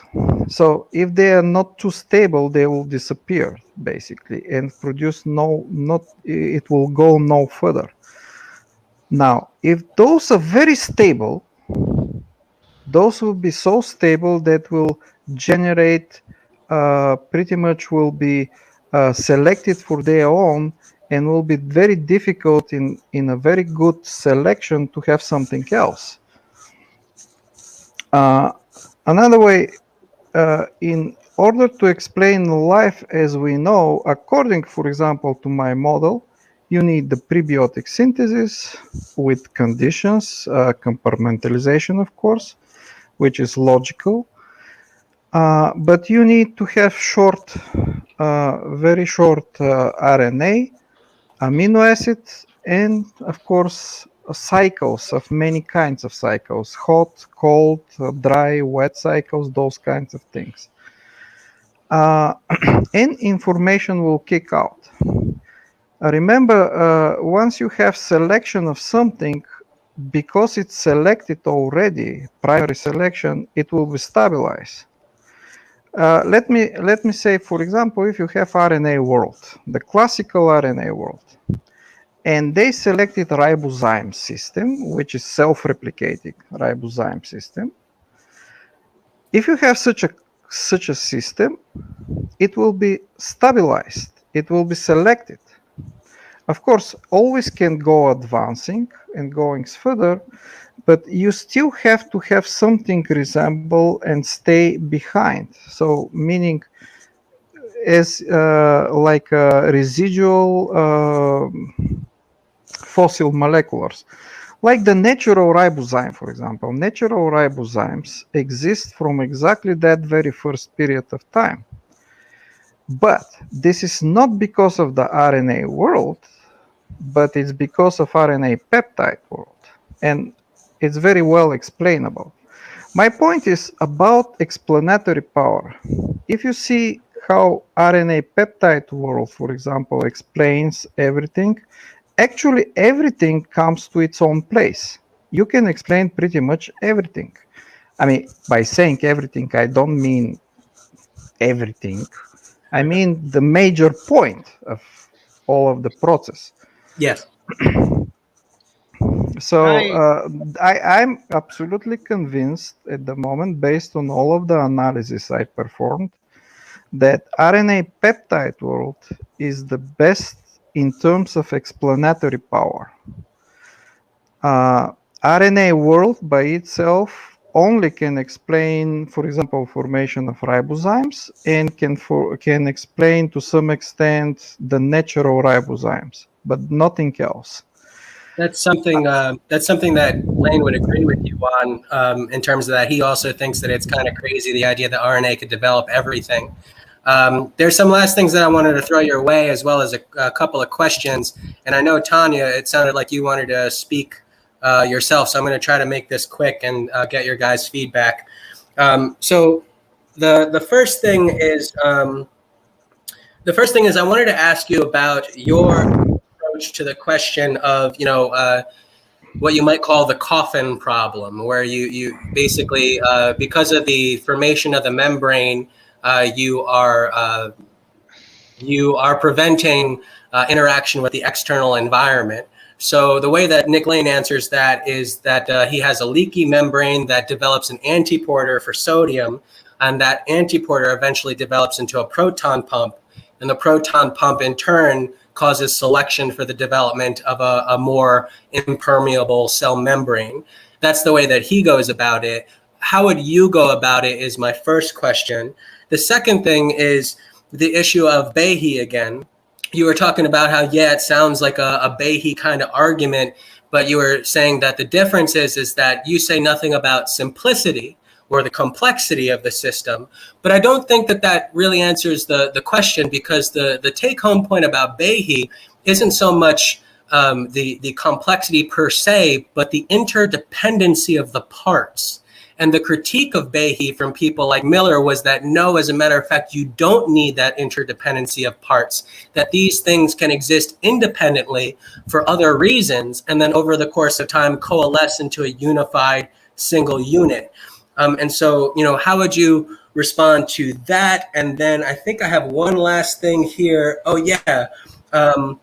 So you have, in Professor Dave's second video, Lee Cronin mentions that he did some work where he's insisting that you can actually get significant development without information. And I was wondering whether or not you saw the video today and saw Lee Cronin talking about that and what your reaction to that was. There's a bunch of other stuff. I'm going to mention one last thing, which is Immutable was asking about a molecular fossil or a molecular fingerprint, indicating that this kind of chemistry was going on way back when. And that is something, again, that Nick Lane specifically addresses. He talks about the fact that all over all throughout life, what you have are organisms working via proton force working across the membrane, proton motor force working across the membrane. I apologize, I'm like slipping over my words here, but that is present in all living beings. It's just as universal as the information that we're talking about, as the code. And translation, yeah. Yeah, and so he would put that forward as a molecular fossil or a molecular fingerprint. There's his whole section of chapter 2 deals with exactly that issue of trying to circumvent the problems of phylogenetics when you start getting to the problems of like lateral gene transfer and reconstructing trees, to figure out a way to get back to what Luca looked like and what was probably most fundamental. And the proton motor force moving across a membrane is something that's universal. So he would count that as exactly what Immutable is looking for. So that's everything for now, and I'm wondering how you would respond to that. Well, okay, before Demeter goes, can I say something really quick? Because I'm gonna dip out. Like, I'm much better at text. So if you want to have this discussion about Friedrich Nietzsche in email, just ask Speed. I'm gonna go now because I think I have a D&D game in like 5 hours. All right, have fun. And yeah, I mean, like, if you want to do it by email, we can. Also, if you want to just have a private conversation, because I mean, like, you can just, I can start up one of these streams and we can just get together and talk about him. And, you don't have to wait in line like we always have to do in these conversations where there's like, 6 to 10 people in the chat room. Well, yeah, I don't know. Like, we'll see. Get my email from Speed and we'll set something up, because there's I don't know. I fundamentally disagree with a lot of what you said about Nietzsche and the will to power. You know what I mean? Like, Sure. You know what I mean? And I appreciate that you've looked into him and you have a different interpretation. I'm happy to sit down with you and talk and go through every single book that he wrote and every single letter that he wrote to really spell out exactly what he has to say. So we can get into that if you like. Well, yeah. Before I go, it sounds like you're worshiping the man. No offense. So I just what I I know he's great and all, but do you have to worship him? It's just coming off. there are certain things. I will say that there are certain things that I disagree on with respect to some things that Nietzsche had to say. For example, there was one portion of his portion of the will to power, which I think is authentic, is that he comes out with this disgusting notion of supporting state eugenics, and I think that that's just fucking gross. So, like, you know. I don't think. And I would also, and just sorry, Tony, let me just get some of this stuff out there to answer your question, because I mean, like, there are things that he says that I would argue against him. I would say, look, you just got done saying this, and this, and these are all fundamental aspects to your view of life. So how is it that you get to a position such as state eugenics? Doesn't that contradict everything that you had to say about all of these different other things? Well, and the last, sorry, Tony, one last thing, which is that I also disagree with Nietzsche with respect to a couple of other things in economics. And I also disagree with Nietzsche when it comes to his understanding of Darwinism, because he had some criticisms against Darwinism. He understood it very well in certain respects, but in other respects, I don't think he did. And some of the criticisms that he comes up with there against Darwin, I think are outright phooey. So there are certain aspects where I disagree with him. Do I admire him immensely? Yes. And to the extent that I will tell you that I probably would not be alive today if I did not stumble across those man's books and discover his way of viewing the world. I owe him a lot with respect to that. That's kind of worrying, but we can get into that some other time in private. But no, Sure. what I was going to say is that given that we know that the will to power or some of his other books were tampered by his sister, how do you know that the state eugenics wasn't put there by his sister to make her brother look bad? So a lot of scholars have really tried to reconstruct his work based on his actual primary manuscripts to see where she started to screw around with stuff. And they were able to identify a lot of places where she's like, you know, where she input things. And also a lot of her distortion wasn't necessarily with the text, but also with the way that she was portraying the text to the governmental authorities and other people who are taking an interest in his work. So scholars have, you know, gone through his work and reconstructed, as a matter of fact, including the will to power. But it's important to note that the will to power is the only one that she got to do that with. All of his other books were published during his lifetime by him. And so, you know, if there's something that appears in Will to Power that sounds really fishy and contradicts his other stuff, that would give you a clue that maybe this is something that's not authentic. But as far as the book, The Will to Power goes, tons of that book, I would argue something like upwards of 95%, is most certainly definitely Nietzsche, because he has all of the same ideas in all of his other books. Now, another question before I go is where in what book does he talk about Darwinian evolution? So he talks about Darwinian evolution in Human, All Too Human. And I also think that he mentions it in, there's one other book, and I'm forgetting it right now. I don't think it's Beyond Good and Evil. He definitely talks about it in Human, All Too Human. And then there's one more that's kind of escaping my mind. I don't think it's Daybreak either. But yeah, I mean, at least Human, All Too Human. But I know there's a second one. I just can't think of what it is right now. And what about his views on economics? In what book? So his views on economics, you can find some of that in Beyond Good and Evil. He also talks about it a bit in Daybreak. He talks about it in, I don't think it's present in the Antichrist. He also talks about it in The Joyful Science, I believe, is when he gives his criticism against capitalism. So those three books, you can find some of his stuff on economics.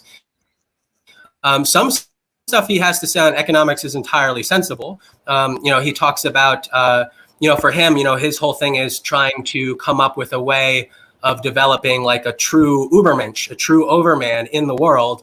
And for him, one of the necessary precursors to that is a middle class. And because of that middle class, he applauds the market in various different ways, which I'm supportive of. But then he gets into certain criticisms of capitalism, which I think make decent points in certain respects. But I don't think that those end up being objections that score a home run. I think that there are ways that you can defeat his objections when it comes to certain things he has to say about economics. Okay, interesting stuff. I'm gonna go. I'm going to go pull a speed.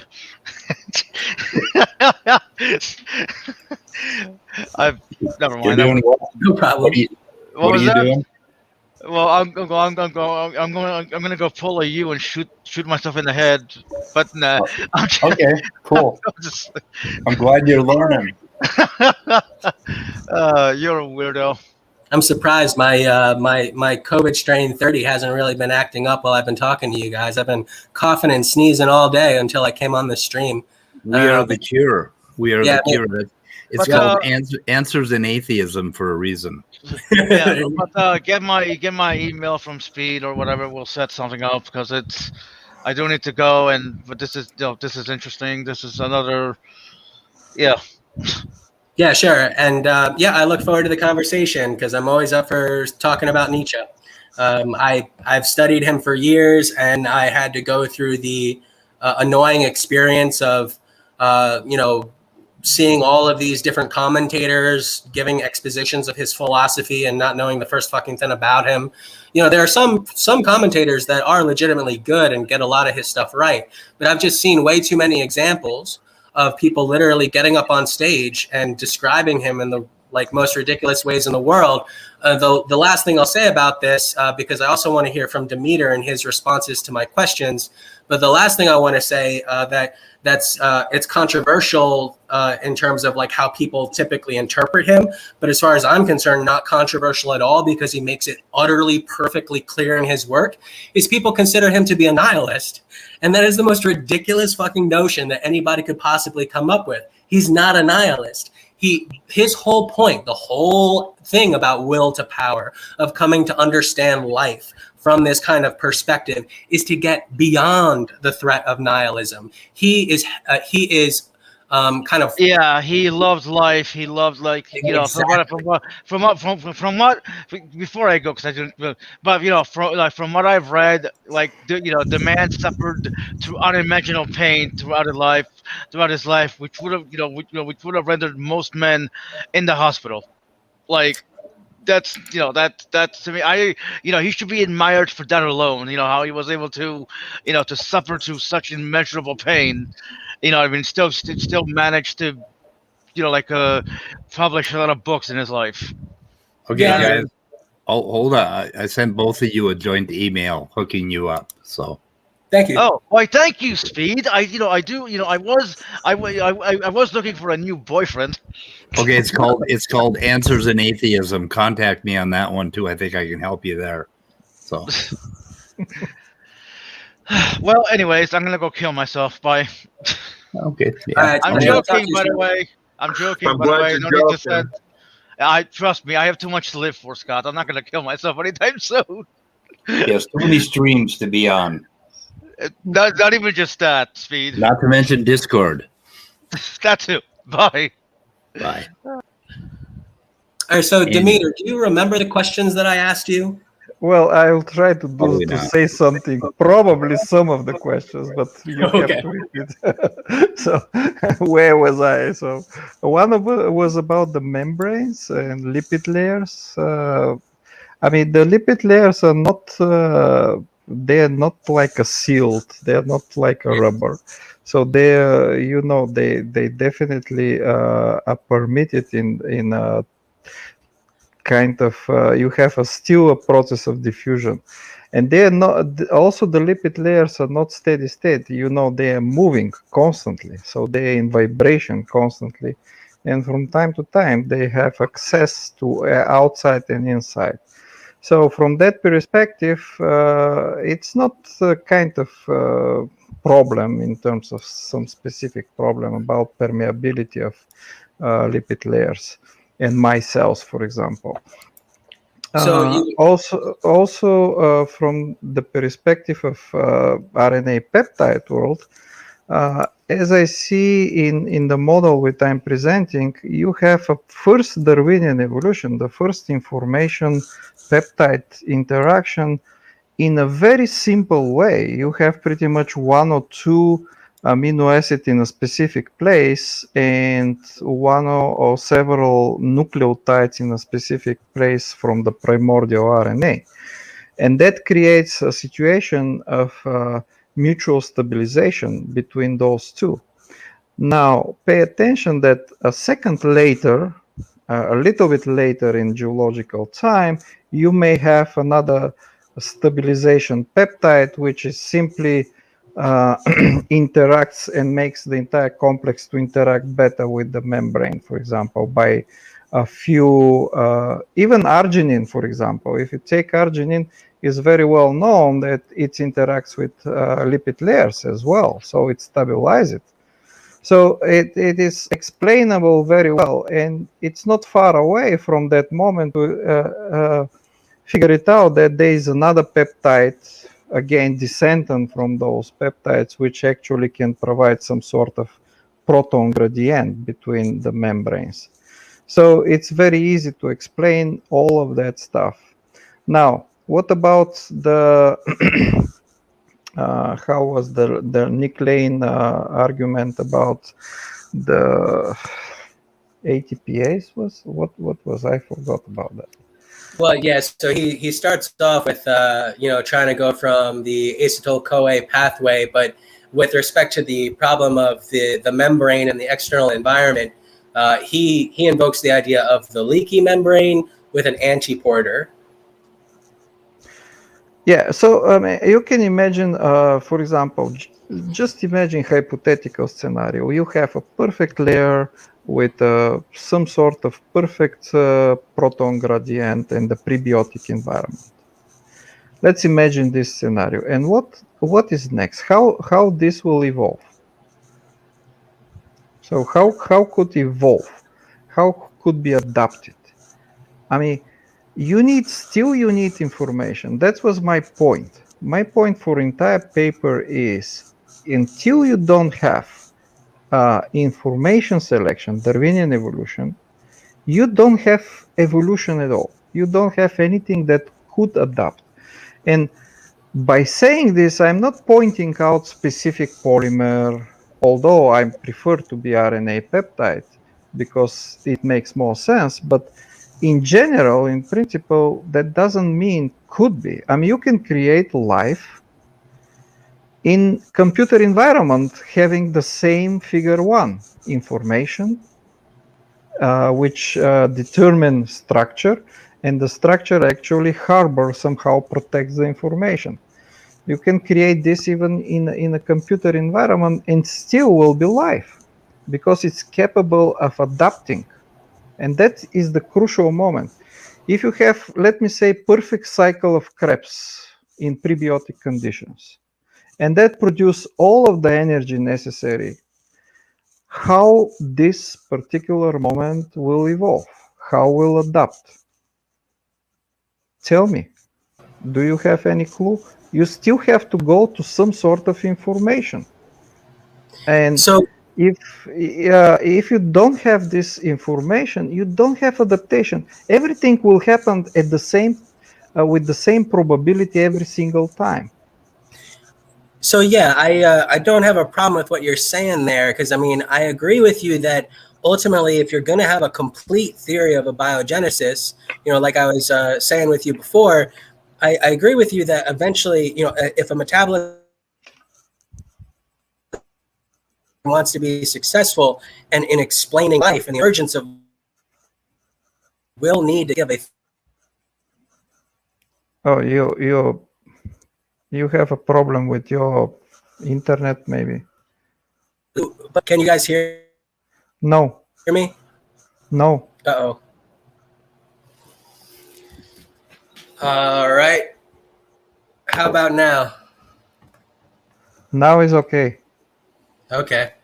Yeah, sorry, my internet messes up on me sometimes. Is it a little bit better now? Yes, it is. Okay. So yeah, I don't disagree with you about the need for a full theory to get you all the way to Terra Darwinia. If you're going to have a complete theory of abiogenesis, I think that theory should bring you all the way up to the point where you do have Darwinian populations adapting and changing through time. But my concern, though, is that it seems that for you, though, if you have a theory that starts off where that is just so far in the future, that you would have a problem with that. Because I mean, like, what if it's the case that all of these metabolic pathways and all of these formal structures are created by virtue of dynamics in the environment, and it takes these structures a very, very long time before they actually get to the point of replicating? For me, all of that would count as part of life. You could call it proto-life because you want to include the replication part as like a fundamental component. And if you want to do that, that's fine. But still, I don't see a real problem if you want to consider that replication came later. And what does come first are these structures that are built by virtue of the environment that are metabolically oriented rather than oriented toward replication. Again, I'll just close by saying that I agree one more time that if you're going to give a full account, you do need to get all the way to that replication. But if you have this huge period of time where it's nothing but metabolic activity as a result of thermodynamic processes, that also should be considered a fundamental and very important component of your abiogenesis theory, if it indeed did develop that way, and if indeed energy is just as important in understanding life as replication and information. Okay. Just stop there. Okay. So, okay. First, I don't mind if you have prebiotic synthesis of something which resembles the metabolism. That's not the problem. The problem is the moment of adaptation. This is the problem. If something is not capable to adapt and cannot evolve, it's not life. Right. That's what I'm talking about. It is right, the moment of life. The moment of life is something which is capable to evolve. Therefore, you need some sort of information. Otherwise, yes, it's important. I'm not saying that it's not important. You can have prebiotic life perfectly fine in something that resembles cycle of Krebs, for example. That's okay. I can live with it. I can sleep well with that. That's fine. My problem is to consider this as a fully developed life or as a point of actual life. Now, to me, metabolism, it's logical consequence of independence of the life complex. So once you have it, let me say initially what you have prebiotic synthesis of some activated amino acid, activated nucleotides, and some short RNAs. Those kinds are activated because of the high temperature or some sort of reactions, or even about proton gradients. That's not a problem. But at the moment, once you have a situation where informational parts, in that case RNA, actually start to kind of determine the short peptides, at that moment, you have mutual dependence and informational source. Now, independence from every single moment, every time when you have your own production of something, it will lead you to independence from the environment. That's why actually every single step of the metabolism leads to independence, and it's a huge evolutionary advantage step. For example, NAD, that's the universal oxidator and reductor. You know that, NAD, part of the metabolism. Yes. This is a dinucleotide. By itself, it's a dinucleotide. Initially, there is no problem this dinucleotide to exist in a prebiotic condition and actually to do some chemical reactions, which resemble the modern metabolism. However, it does nothing if there is no around some sort of stabilization system, informational system. By itself is a nothing. If some solution in prebiotic conditions have some NAD, which is trigger some reactions, it's okay, but it's nothing to evolve here. You need to have meaning of something in that case. Meaning mean about stabilization of some complex.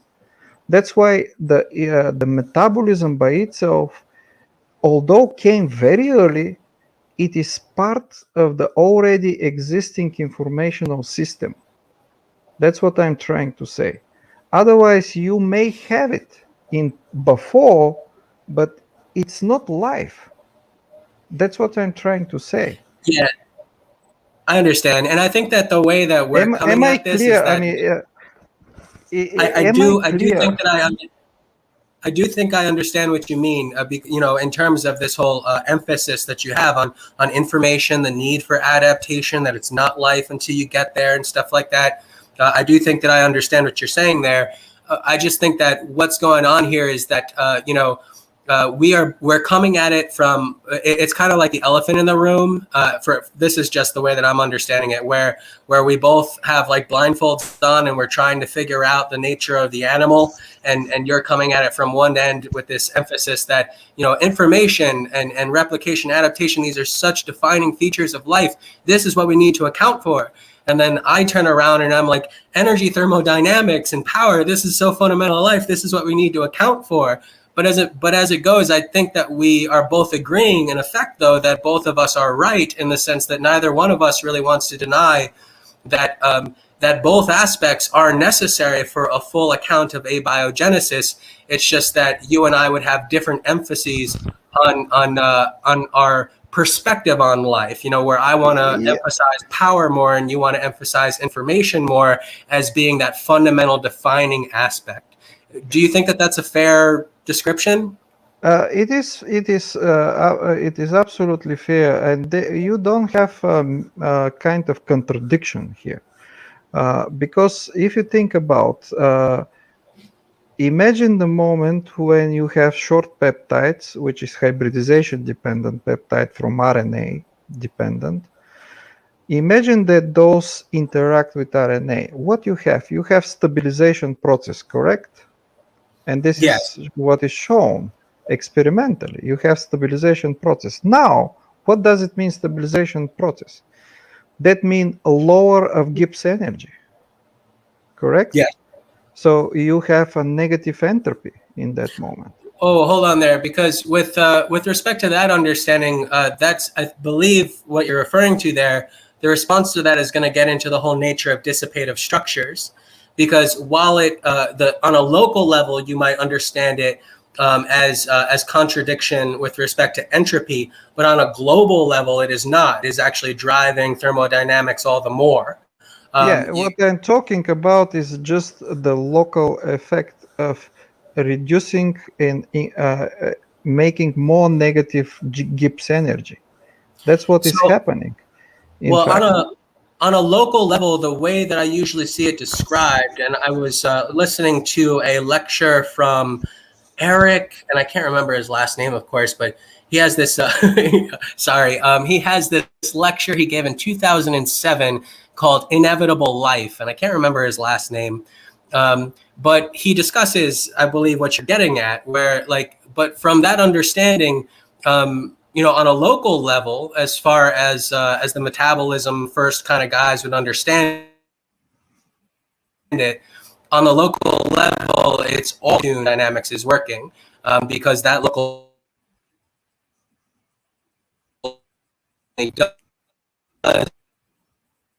We lost your voice. Yeah, you're dying again. It must be the COVID 30. Are you there? Try again. No.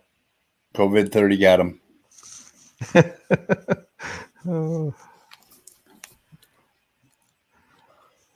Oh my. It's getting late. I'm tired. Okay, so Drace. Yeah, we kind of lost him for a while. Yeah, I keep cutting in and out. I'm sorry about that. I think so. I think let's go to the end of this right now, and Yes. I think you got my point. My point is that if you don't have anything that is capable to adapting, you pretty much don't have life. Because let's imagine you may have a very stable peptide, not peptide, sorry, some sort of polymer. Let's say some sort of goo, polymer, sugary protein goo. Let's say this way. That will be very stable. It will be super stable.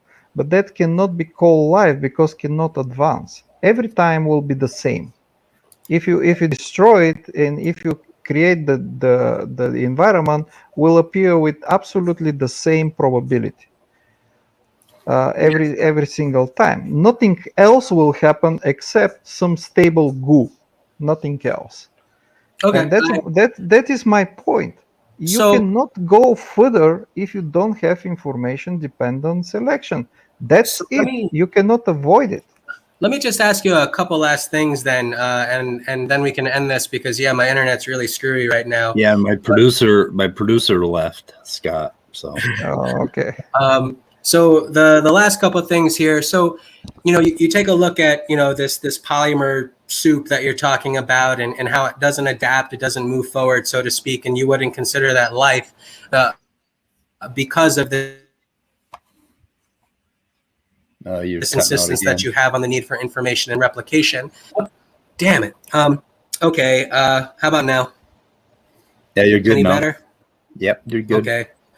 Talk fast. So what about like if you had, for example, some people have proposed that viruses actually emerged on their own, and these are replicating entities. Would you consider that replication to be sufficient for life? No. Simply because it is very obvious from everything we know about viruses that the virus is a byproduct from already existing Darwinian evolution. So what if it was, let me just give you a thought experiment. What if it was the case that through the course of natural development, you had something like this, like a virus that replicated itself?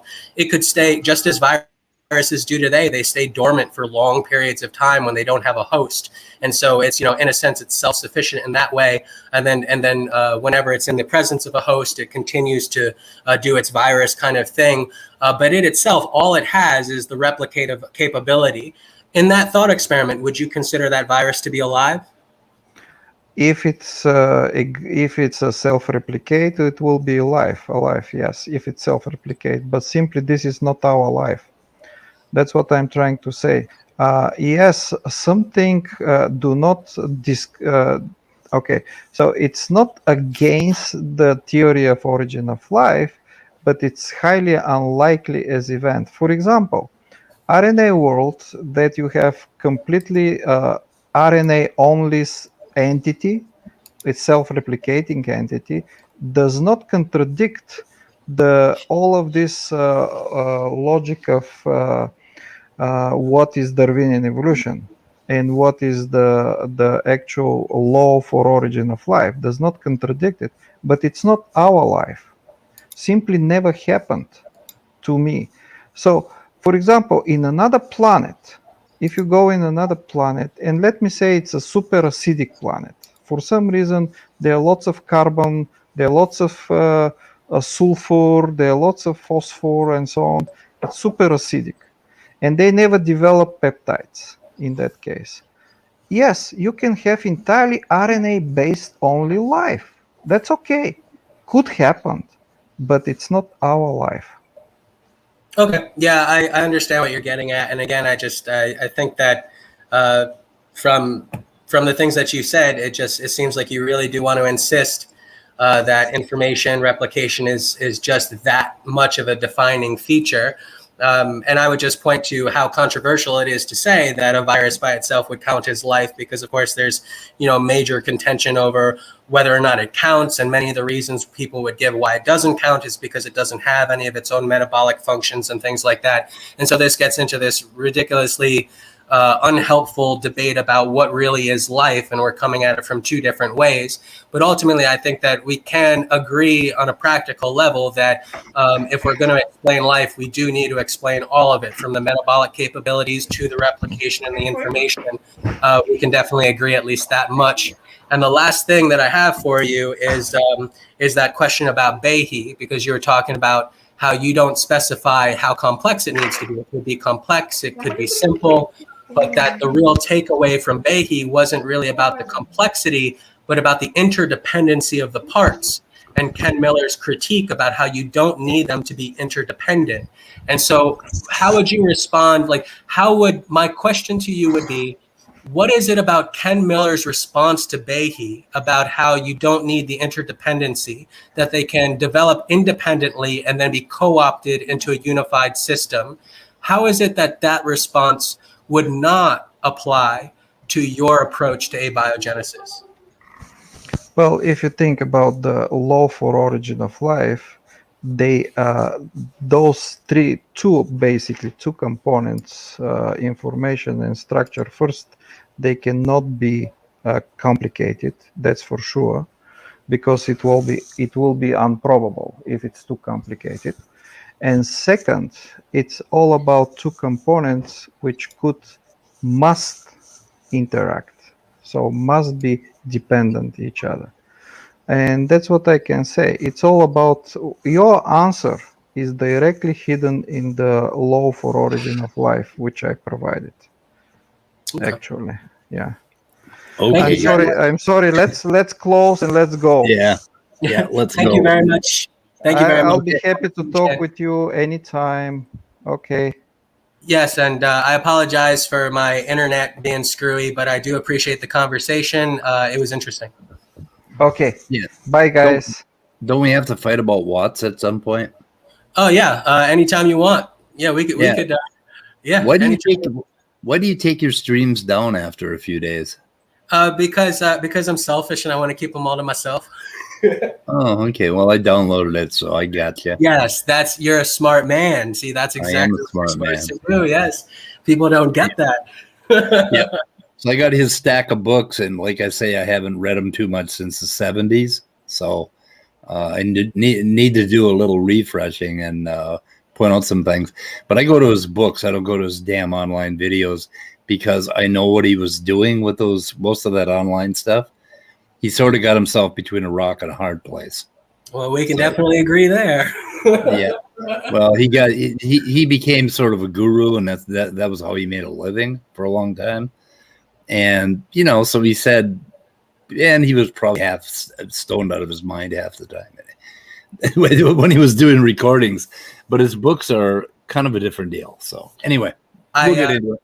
Sure, and I'm happy to do the following, where we can put aside all of his actual lectures and stuff like that, and just concentrate on the books to see whether or not we can find something substantive and good and plausible, something that we want to consider like a substantive philosophy that would be good to live by, solely upon the basis of the books. I think that would be a good project.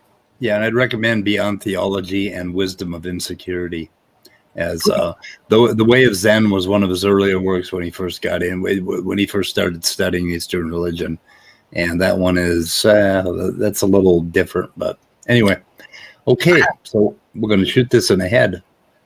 All right. Thanks again. I'm going to close with a last comment that I'll say that The Way of Zen I still thought it was well written, at least. Oh yeah. I mean, it was a good book on Zen. Yeah. Okay. All right. Okay. Speed. Goodbye, cruel world.